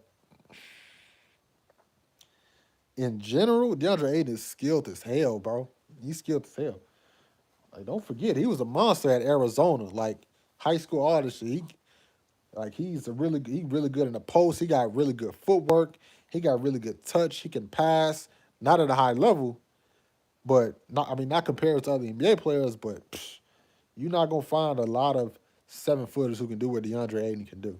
You put DeAndre Ayton overseas or something, he's gonna look like Kareem. You get what I'm saying? It depends on the league, obviously, but Euro League, he would be way better, obviously, but I still don't think he wouldn't dominate overseas. I mean, in the Euro League, but he'll be way better. He would stand out. I'll put it like that. Also said that Ginger Aiden is very skilled compared to the average Super. Let me read what you said before. Okay, my bad. I didn't see that part. Like I said, I'm sleepy, bro. I didn't see that shit. My bad, bro. My bad. My bad. Uh, I don't think so. I don't think he would dominate in the Euro League. Like, I don't know. I'm trying to think. I don't think he would. Because in the Euro League, bro, you got to have a very high motor. like, that the game is fast. It's very complex. I don't think DeAndre Ayton would do good in that. I don't think he'll do good in that. Because DeAndre Ayton's mindset is his problem. It's not his skill. It's not his athleticism. It's his mindset or motor. Like it's his mindset and motor. That's what Aiden's problem is. He should be a dominant rebounder, but he's not because of this. He should be an elite post scorer. He's not because of this. He should be a way better defender, but he's not because of this. You get what I'm saying? That wouldn't change if he was overseas. You know what I'm saying? So I don't think he would do good in the in the Euro League and like fast pace. Well, you got to play team basketball. You got to have like IQ, like motor. You got to play hard. Like it's a different game over there, bro. Like every game, what a lot of people don't understand about the Euro League, it's like every game matters over there because for one, they don't have a lot of games. You get what I'm saying? So like every game matters. Every game is like a playoff game over there. There's no like, oh, it's the regular season game, so we're not gonna play defense. That's the NBA. That's not the Euro League. You get what I'm saying? So I don't know how DeAndre Ayton would work in that type of environment where you have to play hard and try to win every single game. I think DeAndre Ayton would fold. He would fold because he's been in the league for how long? Like he was in that. Was he in the Trey Young draft? Has he been in the NBA that long? Because I know he was in the 2021 finals. Obviously, has DeAndre Ayton been in the league since like 2018? But yeah, I don't think DeAndre Ayton will really work good in the Euro League. Yeah, he was in that draft. Yeah, I thought so. Damn, DeAndre Ayton. Boy, I'm getting old, boy. God damn. I swear it was just yesterday. I was watching Trey Young at Oklahoma. Like, shit crazy. IQ is lacking nowadays. Why don't people talk about it more? I believe being athletic is being athletic and high IQ with a baseline level of skill beats exceptionally skilled player with the. Yeah, I agree, bro. IQ, man, it's not gonna get a lot of clicks and views. It's not going to. It'll never be the front line or, like the front line headline of ESPN, Bleacher Report. Nobody is going to glorify IQ. It's all about highlights, bro. What did Adam Silver say about the NBA? It's a highlight sport, so it's all about highlights. Dudes don't want to think the game.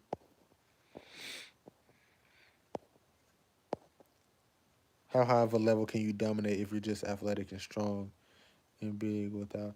I don't know. Like, Dominates?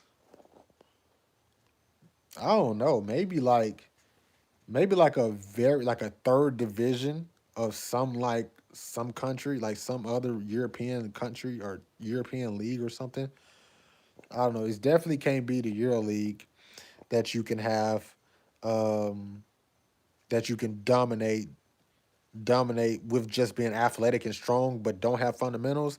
You won't be able to dominate in the NBL, ABL, Euro League, NBA obviously. It'll have to be some like low level league, But like D1, fuck no. You tripping. Mm-mm. All those big guys are very, very skilled. No. High school. I was thinking you meant like pro level, but like high school. High school for sure.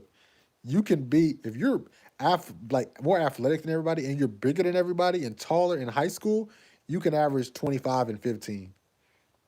Like real shit. 25 and 15. But D1, hell no. You can't name a 7-footer that doesn't have an elite skill. Like skill. You get what I'm saying? Like you can't.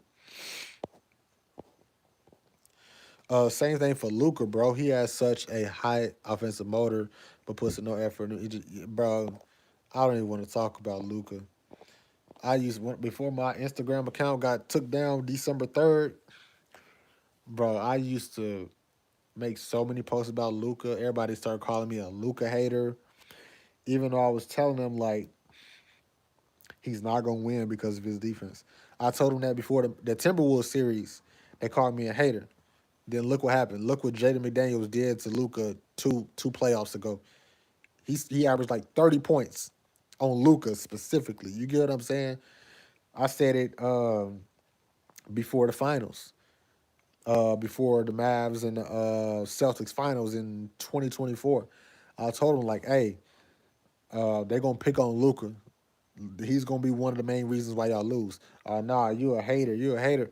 Look what happened. He had the highest blow by percentage in finals history or some shit. You feel what I'm saying? Like, I don't know. Lucas, I don't know. Man, I wish I had channels like yours in mid range when I was in high school. Shit, me too. But no, appreciate it, bro. But me too, man. Me too, bro. I say it all the time, bro. Like I wish I had a me and especially a mid range, bro. Like, man, bro. Trust me, I wish I did too. Skill comparison to what? Also, the hate for Luka is so overhated or overrated. He's not average, bro. I'm not having this conversation. I'm not having this conversation. I'm not having this conversation. His defense is not average. On my Instagram account, I used to debate with people about this every single day. He's not average. He's terrible. He's terrible. I used to do studies on his defense in the playoffs. He was giving up the most points individually than everybody, bro. This dude was getting 25 points scored on him every game, 30 points every game, bro. Like, that shit was crazy. And then you got people saying, oh, he just average or you hating. It's like, do y'all not hear what the fuck I'm saying? He was giving up 25 points, 30 points by himself. Do y'all not know how crazy that is? To give up 25 or 30 points by yourself? That's crazy. Usually bad defenders just give up like 14, 16, 18 points, even 18, 19, that's a lot of points. But 25 and 30 is crazy. Crazy. Crazy. Do you think Luca bad at defense because he doesn't have enough stamina? Nah, I think it's that and he just doesn't care. I watched him play in EuroLeague when he was younger. He just doesn't care. It's just some guys just don't really care about defense. That's just what it is. That's what I've learned. because as a coach, I try to like look deep into everything and figure out why people think or play or act a certain way. And what I've learned that the answer is simple. He just doesn't really care. Like most guys just don't really care about defense. You get what I'm saying? Luke has been a star his entire life. He's always been the best player on his team his entire life. You get what I'm saying? Nobody has asked him to play defense. He can drop. He could drop 30 on your head when he was 12, when he was 14. Nobody cared if he played defense or not. So you ask him to play defense. You ask him to do something that he's never done before, that he's never cared about. That's what it is. Stamina too, but that's just an excuse because he just doesn't care. You can just look at him. You can tell who cares about defense and who doesn't. Jalen Brunson is not that good of a defensive player, but he cares. That makes him, what's the word I'm looking for? Serviceable. That makes him serviceable because he cares so much about winning that he's gonna play defense. He's gonna take charges. He's gonna make sure he's communicating. He's gonna make sure he's switching on time. He's gonna make sure he's calling out off ball actions. He's gonna make sure he's sitting in the chair when he's guarding in isolation when the other team is trying to pick on him. He was playing great defense on James Harden in the third round. Was it the third round? He was playing great defense on James Harden. Like he cares about winning so much that he will play defense as hard as he possibly can. You get what I'm saying? That made him serviceable. Luca doesn't have that, at least yet. He doesn't have that.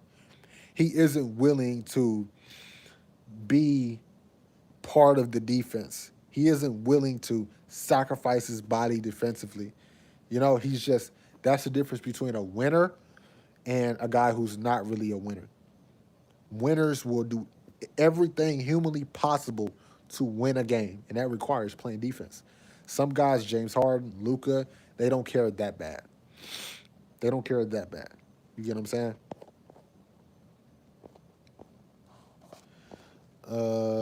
That's fine, and I'm fine with that because I also think people overestimate how many elite offensive players are two-way players. It's not even being a two-way player, bro. It's just about let me how I want to put this.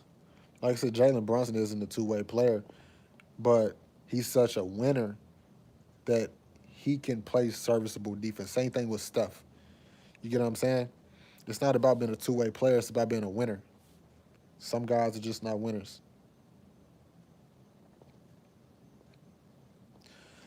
Brunson is definitely not worse. He's a winner. Like look at him in the finals and look at him in the Eastern Conference Finals, and then look at what Luca has done in the playoffs. It's night and day. There's probably full games on YouTube. Go watch Jalen Brunson on defense and watch Luca. It's two different things. Yeah, Trey Young is definitely worse. Curry is good, or he's serviceable. Uh, I'm not gonna speak on Jokic. I think Jokic is how my account got deleted, so I'm scared. I'm scared to speak on Jokic. I think he sent some people after me to delete my account. That's how my account got deleted. I'm not gonna say nothing negative about Jokic ever. I'm terrified. What's up, Christopher? How you doing, my boy?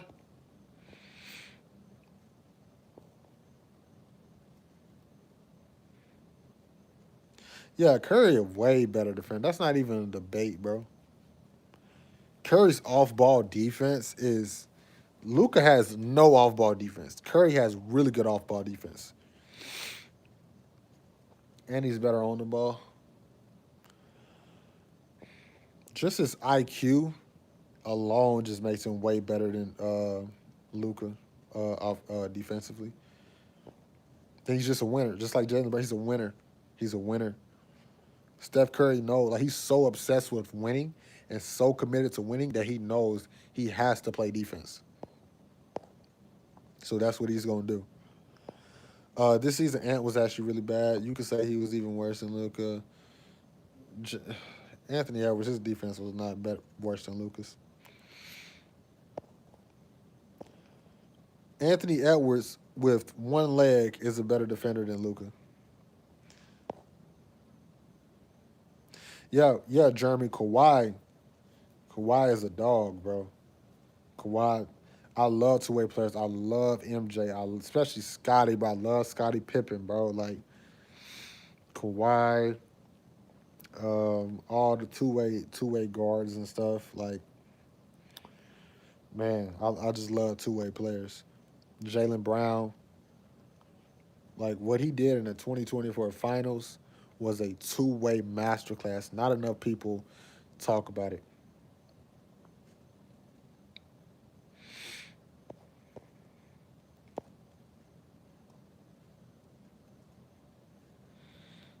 I'm fan from the cutoff. Okay. Hold on, let me. I gotta go use this throat spray. I've been talking for too long. I gotta use this throat spray. Hold up.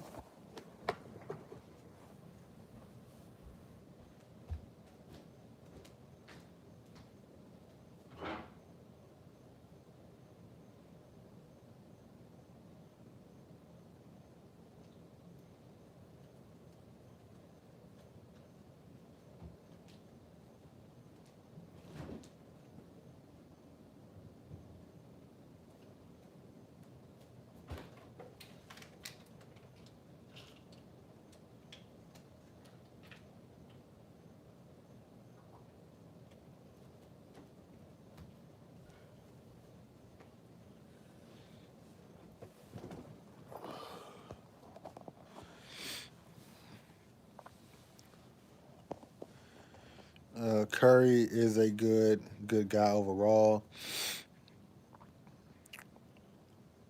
Uh, I like that he can play off the ball. Yeah, superstars don't really pair with other superstars, but Curry play. Yeah, exactly, bro. Curry's off ball ability, man, that makes him like he because of that he's able to play with anybody. We've seen it Team USA. He can play with anybody and be the same Steph Curry. That's crazy. He can be the same Steph Curry no matter who he plays with. There's not a lot of players in NBA history who can say that. Like as far as superstars. 2019 Kawhi was nice. Yeah, that 2019 Raptors squad was nice. That was one of my favorite teams. Like to watch, boy, him, Pascal, um, Serge, Ibaka. Who else? Danny Green, Fred Van Vliet, like all them boys, bro. Like I know I'm missing some people, but the OG and Anobi, obviously, that that team was crazy.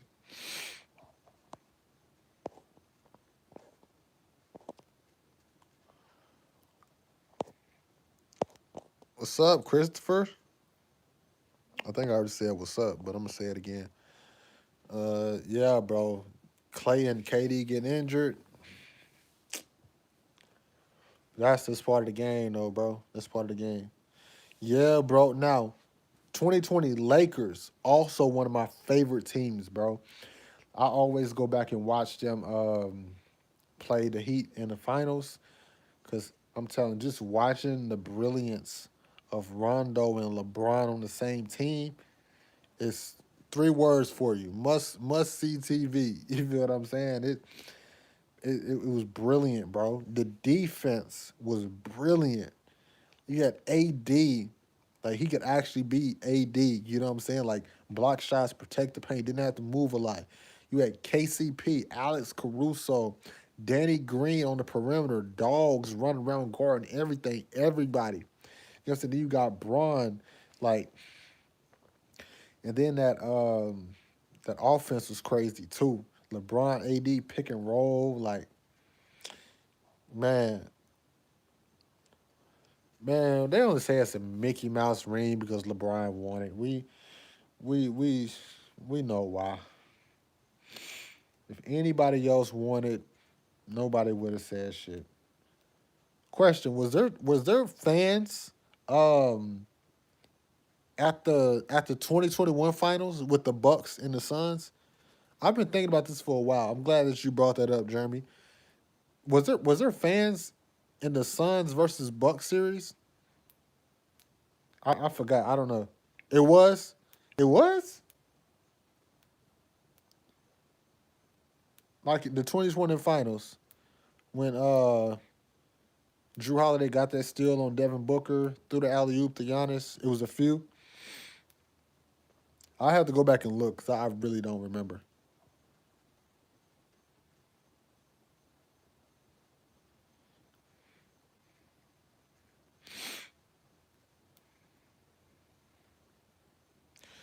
People even hate the Bucks because the Nets were injured.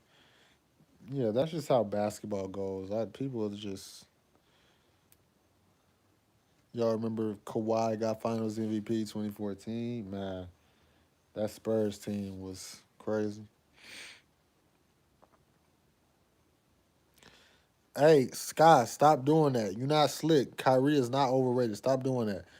But like I said, that's how it goes. Injuries are a part of basketball. It's so annoying when people try to discredit rings. Do y'all not understand that if we want to do that, if we want to be that petty where we can take away like credit, we can do that for every finals team ever. Every team got lucky at least a little bit.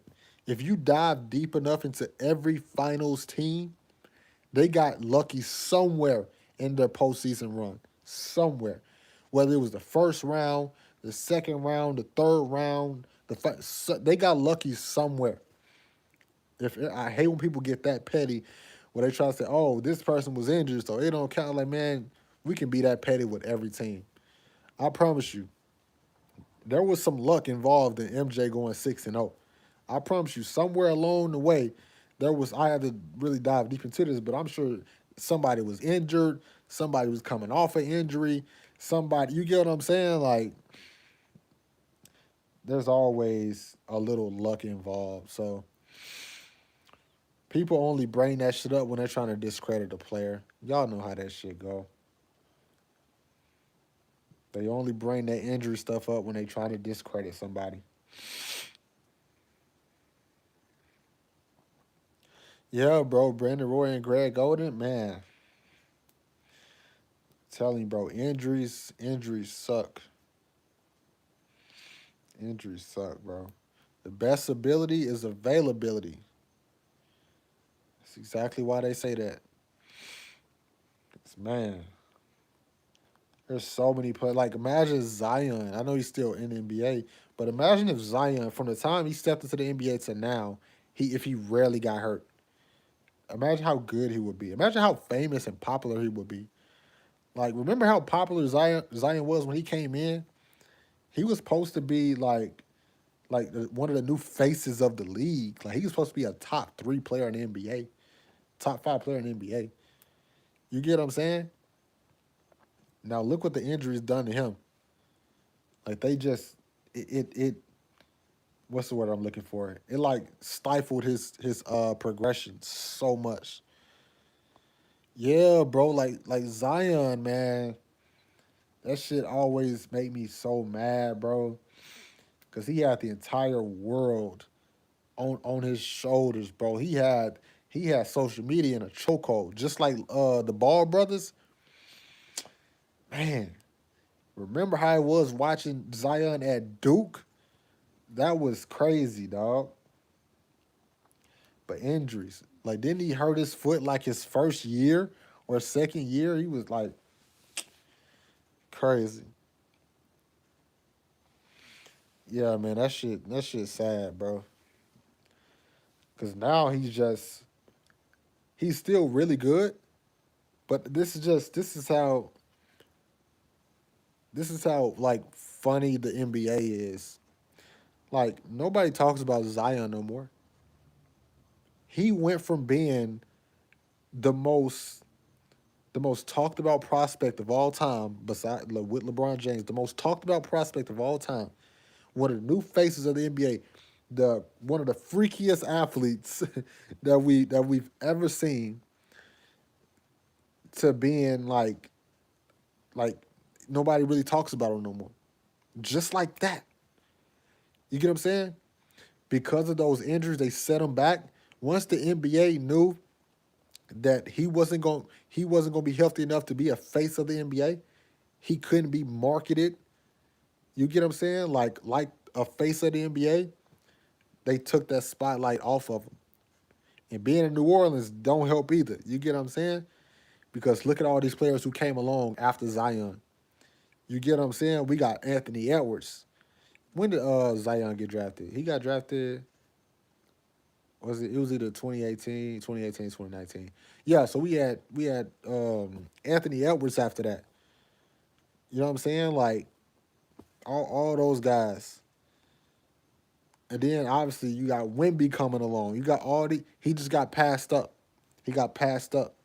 So now they don't shine that spotlight on him no more because we got Wimby. You get what I'm saying? We got SGA. SGA blew up in like 2021, 2020, 2021, some shit like that. Like we got Giannis. You know what I'm saying? We got Jokic. Jokic blew up in 2020, 2021. He just got passed up. You get what I'm saying? Nobody cared. Now we got Cade. Now we got all these other guys. So it's sad, bro. LaMelo Ball, all these guys. Uh yeah, Ja. But we know why Ja really fell off though. He's couldn't get his act together. Cause 2022 Ja, that boy was nice. He was one of them ones. He was one of them dudes that like could ball out in the playoffs too. You get what I'm saying? Like it's rare that a player his size can be really good in the regular season and really good. Like he was one of them ones. Even when he came back from the suspension, was that 2024? I forgot when that was, or 2025. I don't know. Came back from the suspension before I think he fucked up his shoulder. He was balling. Didn't he hit like a game winner against New Orleans or something? Like Ja was one of them ones, bro. Like he was one of them ones. He was like on that in that Jalen Brunson category. Not quite there, but he was there, almost there. You feel what I'm saying? Yeah, bro. Wimby need to get his ass in the paint. He need to play like Kareem, not KD.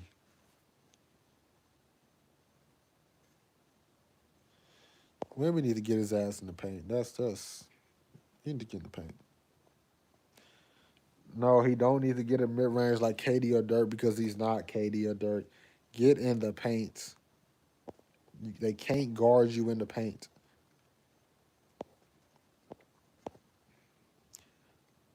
That's what's gonna hurt him. Is playing like KD when you need to play like Kareem. You're gonna have your opportunities to hit your threes and stuff. You gonna get your fancy shots where you can work on your moves and shit like that. But 70%, 80% of your shots need to be on the block. Post hooks, sky hooks, alley oops. That should be your shot diet. You're 7'5" and you're really athletic. Who can stop you? He if he plays like that, he can average the most free throws in the NBA. He could average 35 a game because he would make like seven, like 6 to 8 free throws every game, if not more. He would make 6 to 8 free throws on top of averaging like 26 naturally, 27 naturally. Then you add in the free throws, he's averaging 35, 37. You know, I get what I'm saying? Like, it's frustrating. Shaq can, a Sky,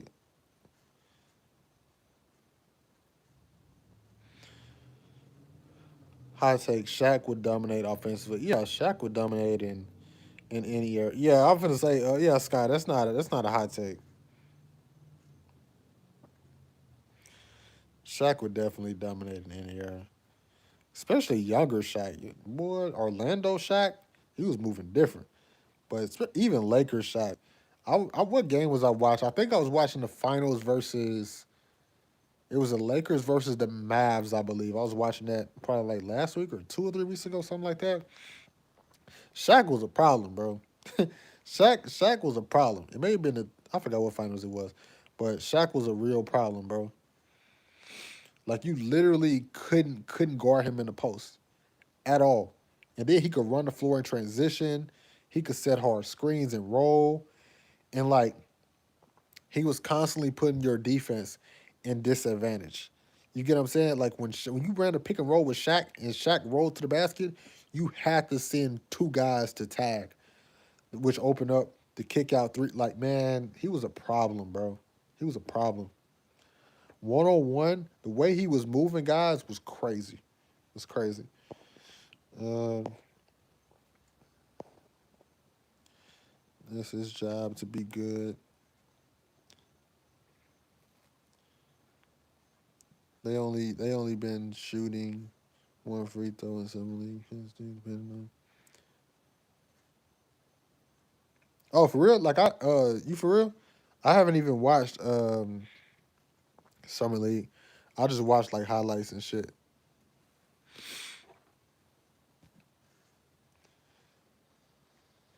Oh no, no, I actually heard that they was I think I seen an Instagram post where they saying they was trying out that new free throw rule.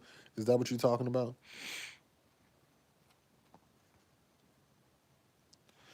I just I hate all that shit. Just keep shit the same, bro. Just keep it the same. Keep it the same. The NBA is already so much different than every other level of basketball. Just keep the shit the same, man. Stop changing shit. Stop changing shit.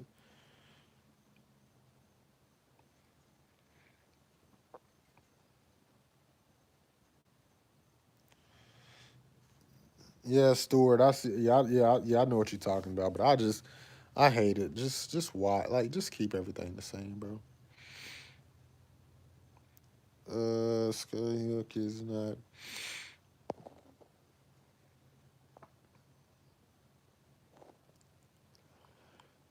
Skyhook is not that hard to master.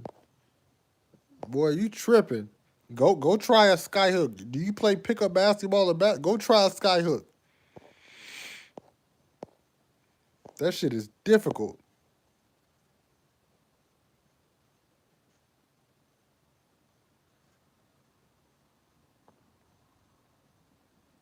Yeah, I feel you, Stuart. Yeah, I feel you, Stuart. I just don't. It's just so much.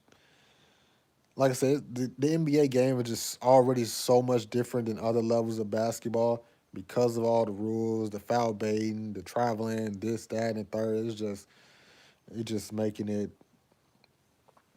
I don't know. I just don't like it. Yeah, you tripping? Just walk away. I don't know if you ever tried to do a skyhook before in a game or like a pickup game where players are actually playing defense on you. That shit is hard.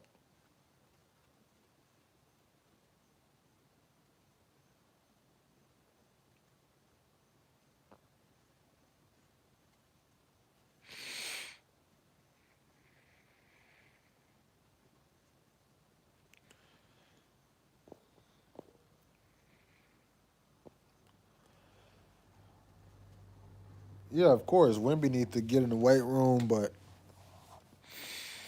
uh, also the coach can do a better job at getting Wimby in the paint in the first place.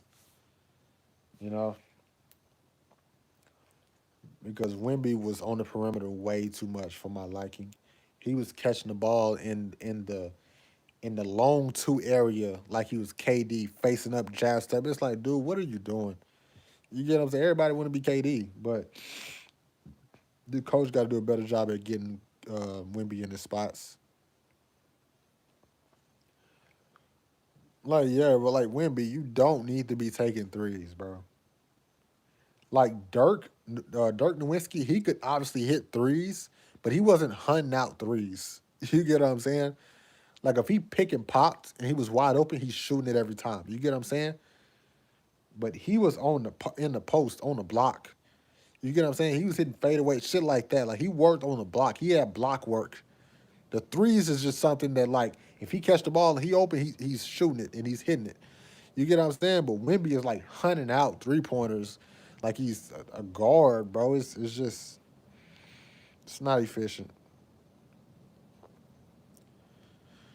Like in the playoffs, when every possession matters, would you rather Wimby shoot a step back three or shoot a post hook in the post? You get what I'm saying? It's just common sense to me, man. In the regular season, it don't matter. Shoot your step back threes. You know what I'm saying? Don't ain't nobody playing defense in the regular season. But in the playoffs, where every possession matters, you want to hunt the most efficient shots possible for your star players. Wimby shooting a step back three or a off the dribble three is not more efficient than him catching a oop at the rim or him scoring in the post under the rim. That's like it's common sense to me. If Shaq was hitting 34% of his threes or 35% of his threes, I still wouldn't want him shooting threes when you can dunk on everybody under the rim like 90% of the time. And if you don't, you can go to the line. You get what I'm saying? And Wimby can actually hit free throws. So it's like, what reason, like, why are you taking threes when you're unstoppable in the paint? And because you're unstoppable, they got to foul you. You can go to the free throw line where you're shooting like high 70, low 80 from the free throw line. You get what I'm saying? Like, that's the route he needs to take. But that's also a coaching thing. The coach, he gotta grow some, you know what, and actually go tell Wimby like, hey, this is what we need you to do in order to win. You get what I'm saying? Passing Wimby the ball at the 3 point line and clearing out is not what he needs to be doing. Like, come on now.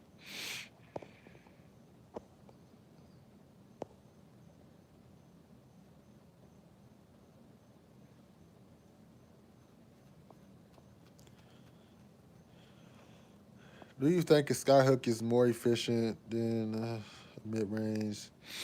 He don't need a mid range or a sky hook. He just need a post hook. He need the like Isaiah Hartenstein, just a push shot. That's what he need, bro. He don't even really need like a sky hook. Now a sky hook, he would be unguardable, but he don't. It's not a necessity, right? He just needs to just a quick push shot. You're 7'5". You can just turn over and throw that bitch up. You get what I'm saying? Like float it up. You know. He don't need a sky hook, but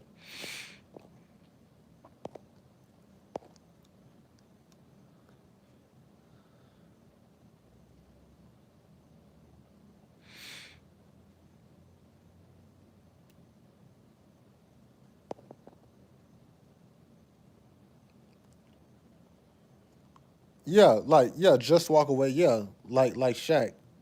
Shaq had that little little hook shot.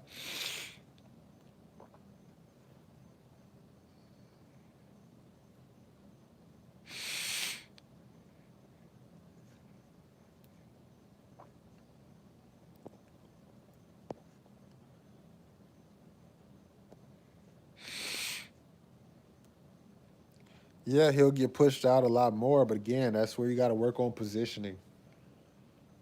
Instead of trying to post up on the block, post up under the rim. That's that's the easy counter for that. This is some high school players like this is a mistake that they do every game that annoys me so much. Is the post players they'll go post up at the block, and then you'll get pushed, and now you almost at the 3 point line. It's like no, get under the rim. So when they push you out, now you'll be at the block. You get what I'm saying? Like Wimby, like when they was playing the Knicks, he kept running like to the mid range and asking for the ball. Then Cat would push him. Now he catch it. He's at the free throw line. You get what I'm saying? You got to get Wimby to post up under the rim, seal his man. So now if Cat push him out, now when he catch it, he's still at the rim. You get what I'm saying? But yeah, strength for sure. But I think it's also just like game planning as well as far as the coach. Yeah, if Wimby can stay healthy, and that's the thing, bro. Like we have seen time and time again that no matter how good you are, injuries can fuck you up. You get what I'm saying? So I just hope, man. I just hope that Wimby don't like he just stay healthy. I just hope he stay healthy, bro. I just hope he stay healthy because he's different. We thought Zion was different. Remember how the internet was going crazy over Zion, calling him the next LeBron, saying he was the best prospect since LeBron. He was more hyped up than LeBron. We thought Zion was the next generational. And then look at Wimby.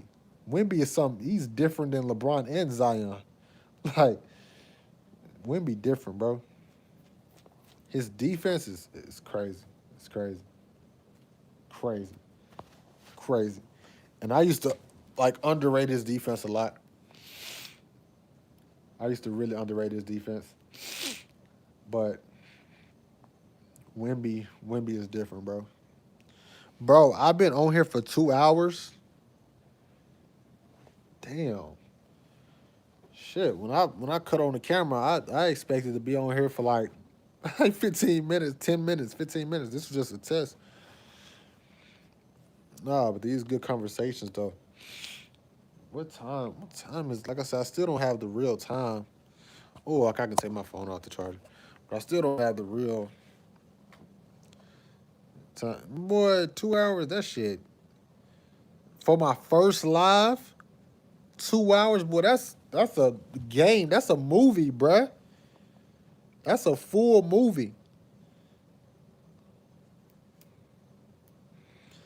Yeah, I know, bro. I like this, bro. Like I told y'all, bro. Like coaching is my life. I don't really got no friends for real, bro. Like I don't really be talking to nobody for real. Like so this is really good for me, bro. I love building community and shit.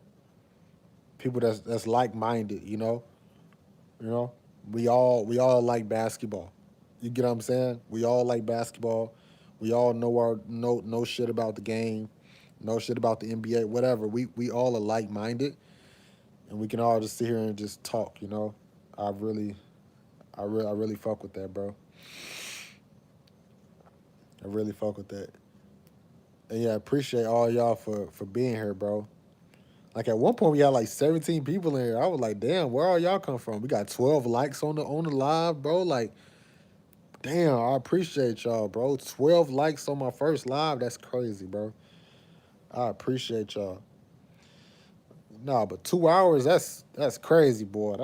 That's a full movie. That's like the Titanic. Now, ain't the Titanic like 3 hours or something? That shit crazy. I couldn't watch the Titanic in the full one sitting. That shit was like 2.5 hours or three. It was something crazy. Nah, Sky, I will. Yeah, Sky, I will, bro. Like I said, you saw me try to do it earlier. I just gotta, you know what I'm saying? I'm acting like an old head. I gotta figure that shit out. But I'll definitely bring you on, bro.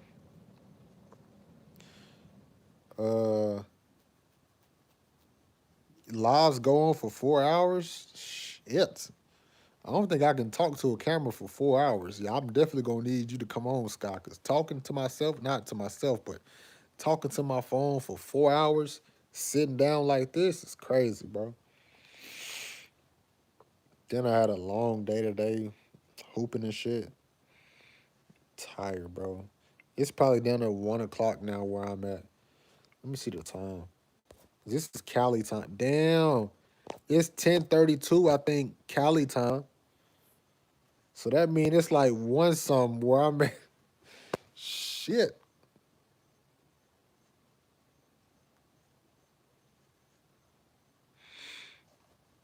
Yeah, we will, Sky. If not today, we'll just do it like before I go live. The next time I'll just text you on Discord. Uh, yeah, just walk away. That defensive slide, dude. Man, just bullshit, bro. Like just like all these other most of these other trainers, man. Just bullshit. Clickbaiting, rage bait. That's all they do. Like he's clearly wrong. and he knows it's wrong. Maybe he don't know it wrong. That's what I was saying earlier when somebody asked me if I wanted to or if I was going to record my sessions and stuff when I train with players. It's like, yeah, but at the same time, I'm kind of hesitant. Um, I'm way hesitant because I'm not really good at the content part, and I don't want to be. You know what I'm saying? I'm a coach. I'm not a content creator, but like you can tell he puts on for the camera. Like all these dudes who be recording, most of them they put on for the camera. They act different. They a lot of the times they're acting like they're talking to the kid, but they're really talking to the camera. And it's like, is that kid's parents paying you to do that? Like that parent is paying you to teach their kid, not to teach the phone do videos. And I don't know. I just look at shit differently, bro. I can't coach for content. Like a lot of my shit will be boring because I teach basketball. Like that's all. I just teach real basketball. I sit down, I break down the game to my players. We go over reads, we go over IQ, off ball movement, spacing, defense. Like we go over. God damn, these cars are loud. But we go over real basketball, bro. So it's gonna be boring. Now sometimes the sessions are lit. You know, sometimes we get competitive. You know, like it gets crazy competitive because I run a crazy program. Like we get competitive over there, but most of the time it's just gonna be boring. I'm just teaching real basketball. I'm not trying to come up with drills and stuff that'll look good for the camera so I can get views, and that's not me, bro. I just teach real basketball. So a lot of my shit gonna be boring. Yeah, I feel you, Sky. Nah, but that defensive slide dude, bro, he's man. It pissed me off so much that I try to ignore it. If I'm being honest, I just try to ignore it. Like you know something piss you off when you just ignore it because you can't stand looking at it. He said never slide your feet on defense. Just stupid, bro. Just stupid shit. Not saying he's stupid, but I'm saying that's just stupid shit right there. It's like that's what we telling kids, bro. And then they gonna say, "Oh, it's out of context." It's like, bro, that's your fault. That's your fault. You should have added the context in. Why post that video to thousands of people with no context? That shit make no sense, bro. That's literally why I stopped posting workout videos. I stopped now I posted obviously I posted something recently, but I gave a lot of context. I gave a lot of context for my efficient workout video on YouTube. I had a lot of context. So when I do it's a lot of content. You know exactly what I'm doing, why I'm doing it, what we working on, shit like that. But I add in as much context as I possibly can. But that dude just all he literally said, slide your feet, get beat. Never slide your feet. Like that's basically what he was saying. And then people call him out, and he was like, "Oh, it's out of context. You didn't get what I was saying." I'm like, "That's your fault. That's your fault for putting out a video with no context. You're gonna put out a video with no context, and then get mad when people misinterpreted your video. You get what I'm saying? That's just he rage bait. He rage bait. These guys are not as dumb as y'all think. They're content creators. He understands what's going to get views. That's not the only video to go viral about crossing your feet. Whenever a trainer is teaching players how to cross their feet on defense and shit, there's always like 100 comments. They're like, "Oh, this trainer don't know what he talking about." Like, you get what I'm saying? Like, these content creators know what goes viral and what doesn't. You get what I'm saying? Shit like that, like rage bait content. That's what good drills in them. That's what they're good at doing. They rage bait the hell out of people because that's what's gonna get the views. I don't do that. I'm not with none of that shit. Like if I record my sessions, it's like you're a fly on the wall. You're just watching me coach. I'm not even thinking about the camera. Sometimes I forget the camera even on. I like the simple approach. It fries my brain when people give all these overcomplicated drills. Yeah, bro. Like I'm not even a drills guy for real, bro. I tell people all the time, I just teach basketball. Like I just teach basketball. Like if we're working on closeouts, we just work on closeouts. That's it. There's not a drill. I just put one guy on the 45 on the wing, one guy on defense, throw the ball to the shooter, and say, hey, you either shoot or drive. That's it. It's not a drill. I just teach you basketball. And then we can build the footwork and decisions off of that. But there's no drill. Whatever we do in the game, we just work on it like it is. There's not no drill or nothing like that.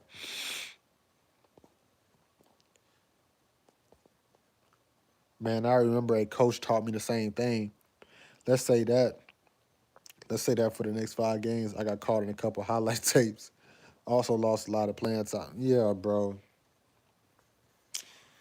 Man, you slide your feet, and you turn and run. That's defense 101, bro. Everybody knows that. You slide to contain, you get beat, then you turn and run. What is there to like talk about? Like that's common sense. Everybody knows that. You slide your feet, they beat you, turn and run, beat them to the spot, boom, we back in front. Now I can slide, now I can turn back and run. Like that's just do anybody watch Lou Dort play defense? Drew Holiday, that's what they do. Slide, slide, slide. You beat them, they turn and run, beat you to the spot, boom. It's just the combinations of slides and runs. It's not about like neither is better than the other. It just depends on the defender. Some defenders are faster than others when sliding. Some are not. Some can rely on slides, some can't. It also depends on who you are guarding. Sometimes you're guarding somebody who's very slow or significantly slower than you, so you can slide with them and stay in front of them. Sometimes you guard somebody who's way faster than you, so you're going to do more turning and running than sliding. It's simple. It's simple like nuance and stuff that goes into that. You get what I'm saying? It's common sense stuff that I shouldn't even have to say. But saying you should never slide is it's stupid, bro. Like I said, I try not to think about it. Good drills fries my mind. Yeah, mine too. To be fair, not trying to be mean to people, but some people are just not the smartest because they just don't know. They just coached talented players. They just coach talented players, but didn't coach non-talented players to become talented. Yeah, I feel. Yeah, yeah. I feel what you're saying, bro. But a lot of times they do know. They just rage bait for the views, bro. That's what it comes down to. Or maybe they don't know. That's the scary part. Maybe he just doesn't know. I don't know, bro. Because now he's making videos like doubling down on it, you know, saying, oh, I didn't mean it like this. I meant like, no, you didn't, bro. You meant exactly what you said in the video. You meant exactly what you said, bro. You meant exactly what you said. But now it's everybody calling him out. Now it's like, oh, y'all just don't understand what I mean. It's like, all right, bro. I hate people like that, bro. I don't deal with people like that in real life, so I'm not gonna deal with it online either. Like I said, I just I shy away from it. I just look away from it. I've already spoke on it in my community tab. That's what these dudes do though, bro. It's content. It's content. Just like LeBron's coach saying I made. Yeah, that's stupid, bro. That's something I really hate in the training industry. It's like taking credit for a player's success. I hate that shit with a passion, bro. Especially an already talented player. Like,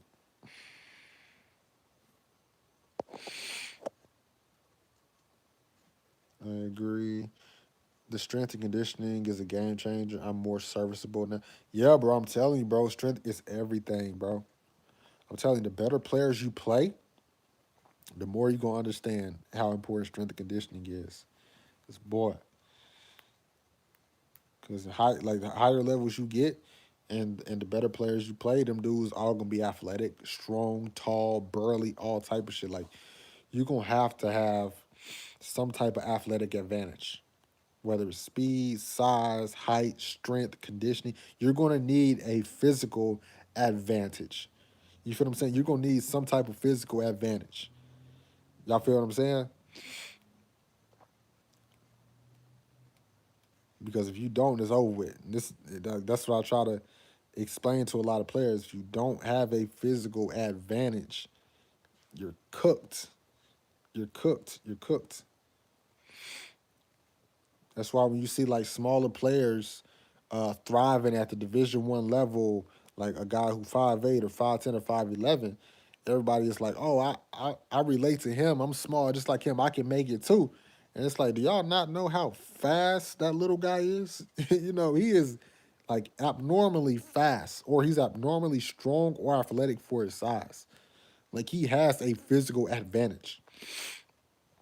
A lot of y'all don't have a physical advantage. You get what I'm saying? So that's why I say control what you can control. You get what I'm saying? You may can't be the strongest, you may can't be the most athletic, but you can be the most conditioned. That can be your physical advantage. You get what I'm saying? Get as strong as you possibly can. You get what I'm saying? But conditioning is something that you can all master. It takes a lot of hard work, but that can be your physical advantage. If you want to play high level basketball, you have to have a physical advantage.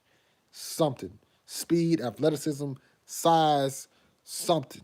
You get what I'm saying? Yeah, it doesn't matter how smart you are. If you weren't athletic, it doesn't matter. That's why I'm not D1. I'm 5'9", but I'm not not getting like Nick Robinson. Yeah, you need to have a certain a certain base of athleticism for sure. But in the future, yeah, it would happen, but it's too late for T1. Shit, who knows, bro? That Jalen Brunson video you made was fire. It puts things in perspectives that even bro. Yes, I'll be trying to. That's exactly what I'll be trying to explain to y'all. It the drills, the workouts don't matter. The drills, the small side game, none of that shit matter. It's the work ethic that makes the great players the great players. I wish they would post more of what they do because it would really put in perspective how they became great. Y'all just see the in game shit. Y'all see all the moves. Y'all see them dropping 30 points, 40 points, 50 points. Y'all see them, you know, just thriving, succeeding, doing all this shit. And it's like you're just looking at the surface level stuff. Like that video that I posted, like I really wanted to show y'all what it takes to be great. And even that video doesn't do what Jalen Brunson does. It doesn't do it any justice. Because that man is so disciplined. Like, man, after the final, probably like days after the finals or weeks after the finals, he's literally back in the weight room. Like he's back in the weight room lifting. You get what I'm saying? Like that commitment and discipline is rare. That's why he's where he's at. People want to make excuses and oh, it's because of his dad. It's because he's this. It's because he's that. He got more opportunities. No, it's because of him. His mindset, bro. His mindset is what makes him great, not his dad. Obviously, his dad obviously helped shape that mindset, but it's not because of opportunities and shit like that. It's because of his mindset, bro.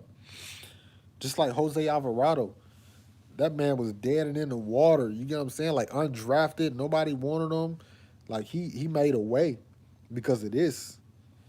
You get what I'm saying? But I don't know. I think everyone could play varsity if they were. Yeah, I think everybody can play varsity. It depends what school you go to. Like if you go into one of them schools where everybody a 5 star, then I don't know. But yeah, bro, Jalen Brunson, like all these guys work on conditioning. All these guys work on condition. Oh boy, this damn chair. I'm gonna sit on the couch over there. But all of these guys work on conditioning. Jalen Brunson, y'all seen the video? He was doing sprints. He's jogging. He's doing stairs. He's man, like I remember what Jalen Brown said. Another Jalen. What Jalen Brown said. Um, this was probably last year or a year before, but he was talking about how he conditions specifically to be a two-way player because he obviously knows that being a two-way player, a lot of superstars or all-stars don't play defense because of how physically taxing it is. But he's saying like I want to be a two-way player, so I know my stamina and conditioning has to be on a whole nother planet. So he trains specifically for two-way play. So these top guys, their conditioning is through the roof, but people don't show that. A lot of people don't show that. You get what I'm saying? It's not gonna get clicks, it's not gonna get views. But man, these dudes, their bodies are their business. It's their this how they get paid. This how they make a living. They take care of it. They eat amazingly. You get what I'm saying? They lift every day. They lift on game day, after game day. Like these guys are like it's the hard work, dedication, commitment. That's what makes these guys great. The other shit, the skill and shit is the bare minimum. Every NBA player does conditioning. It's levels to the conditioning though. Not every player is doing Steph Curry's conditioning. I can tell you that.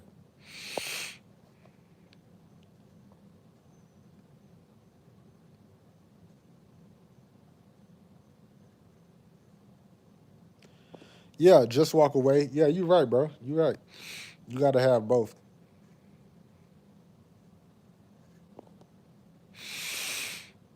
Definitely got to have both, especially in the NBA because everybody is skilled.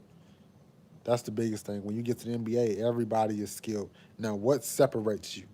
That's when the conditioning and the mindset, the discipline, all that shit.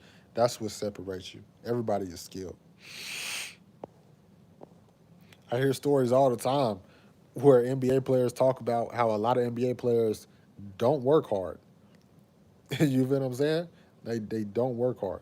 They treat basketball like a 9 to 5. They literally just go to practice, play in the game, and they go home and they do their thing until next practice. You get what I'm saying? But the guys who are great, we know what they do. They stay in the gym. They train 3, 4 times a day. You get what I'm saying? So there's the difference. People want instant success. What the hell am I reading? You did not say that. People want instant results. Having instant results is fleeing. This is why some of these online trainers got folks with that bad content. Yeah, anything worth having, bro. You hit the nail on the head. Exactly what I try to explain every single week. Exactly what I try to explain. Consistency. That's the word of the day. That's why I say it every single week. Consistency. It's not the drills. It's not the workouts. It's can you do a specific thing consistently over a long period of time? That's all that matters. Everything like when SGA said, "What?" Hopefully, I'm quoting him right. He was like, "My entire life is consistent." People people are not good at thinking, so they heard him say that. I was like, "Oh my gosh, he's clip farming, he's aura farming." They don't get what he was saying. He was for real. His entire life is consistent. Everything he does is consistent. How he eats, how he sleeps. You feel what I'm saying? How he works out, when he works out. All of his entire life is consistent. That's why he's so great. Because he does everything consistently. He does what he's supposed to do consistently all the time. You get what I'm saying? He's consistently great at everything that he does in like on and off the court. That's what being consistent means. So when he said that, my whole life is consistent. That's what I got from it. It's like everything that I do is consistent. I eat like I eat healthy every day. I lift weights every day.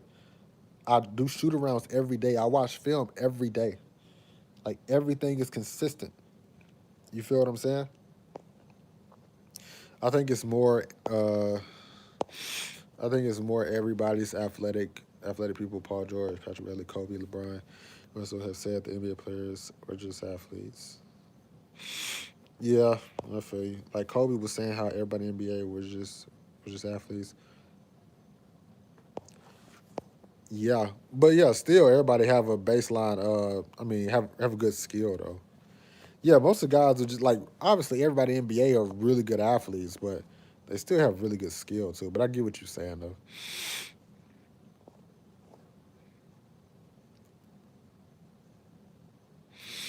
I can speak on this personally because I wanted fast results. I was stuck in the same place because I focused on finding the best shortcuts instead of training the right way and enjoying it.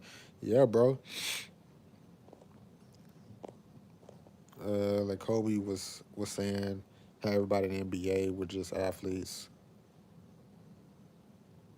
but didn't take the game. I don't know why I'm reading that again, but Kobe right though. But yeah, he's basically just saying that not everybody, not everybody wants to separate themselves. Like I said, everybody is skilled in the NBA, but not everybody wants to be great. Not everybody is willing to do the extra things and go the extra mile. Some guys, their dream is to just make it to the NBA. Some guys' dreams is to play 5 years, to play 10 years. Some guys' dreams is just to be make the All Star team once or twice. And then there's some guys, a very small percentage of guys, who truly want to be great. You get what I'm saying? That's how I always look at it. Not everybody wants to be great. Not everybody wants to be a winner. Not everybody wants to be a champion. You get what I'm saying?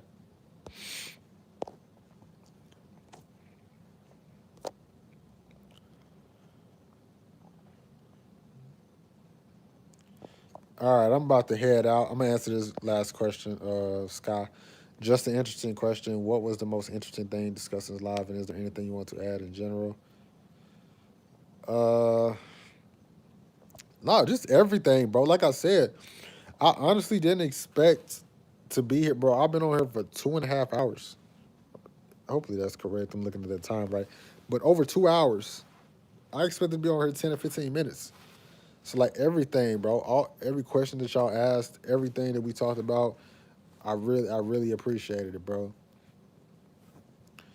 I could be wrong, but I feel like a lot of young players don't even watch full games. Man, it's rare to find somebody who watch full games.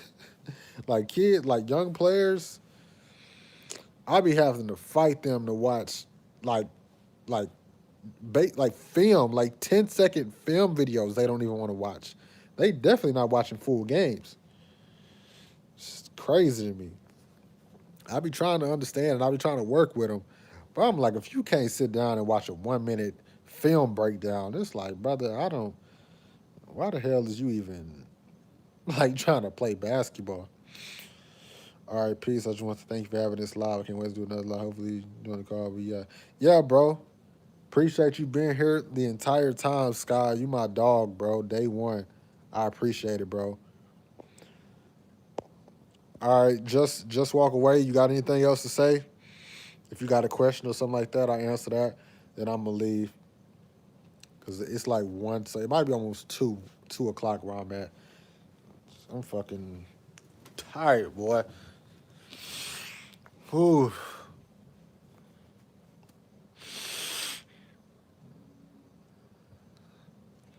All right, just walk away, Sky. Again, appreciate y'all, man. Appreciate y'all coming out, Sky. Appreciate you being here the whole time, bro. Really appreciate it, man. I'll see y'all in the next one. The Discord. Um, shit, I don't have a link right now. Um, how can I give you the Discord? Uh, I'm gonna post my Discord link in the community tab. Okay. As soon as I get off, I'm gonna post it in the community tab. Yeah. That's what I'm gonna do. That's what I'm gonna do, Sky. But yeah, I'm putting it in the community tab right now when I X out. All right, I'll see y'all.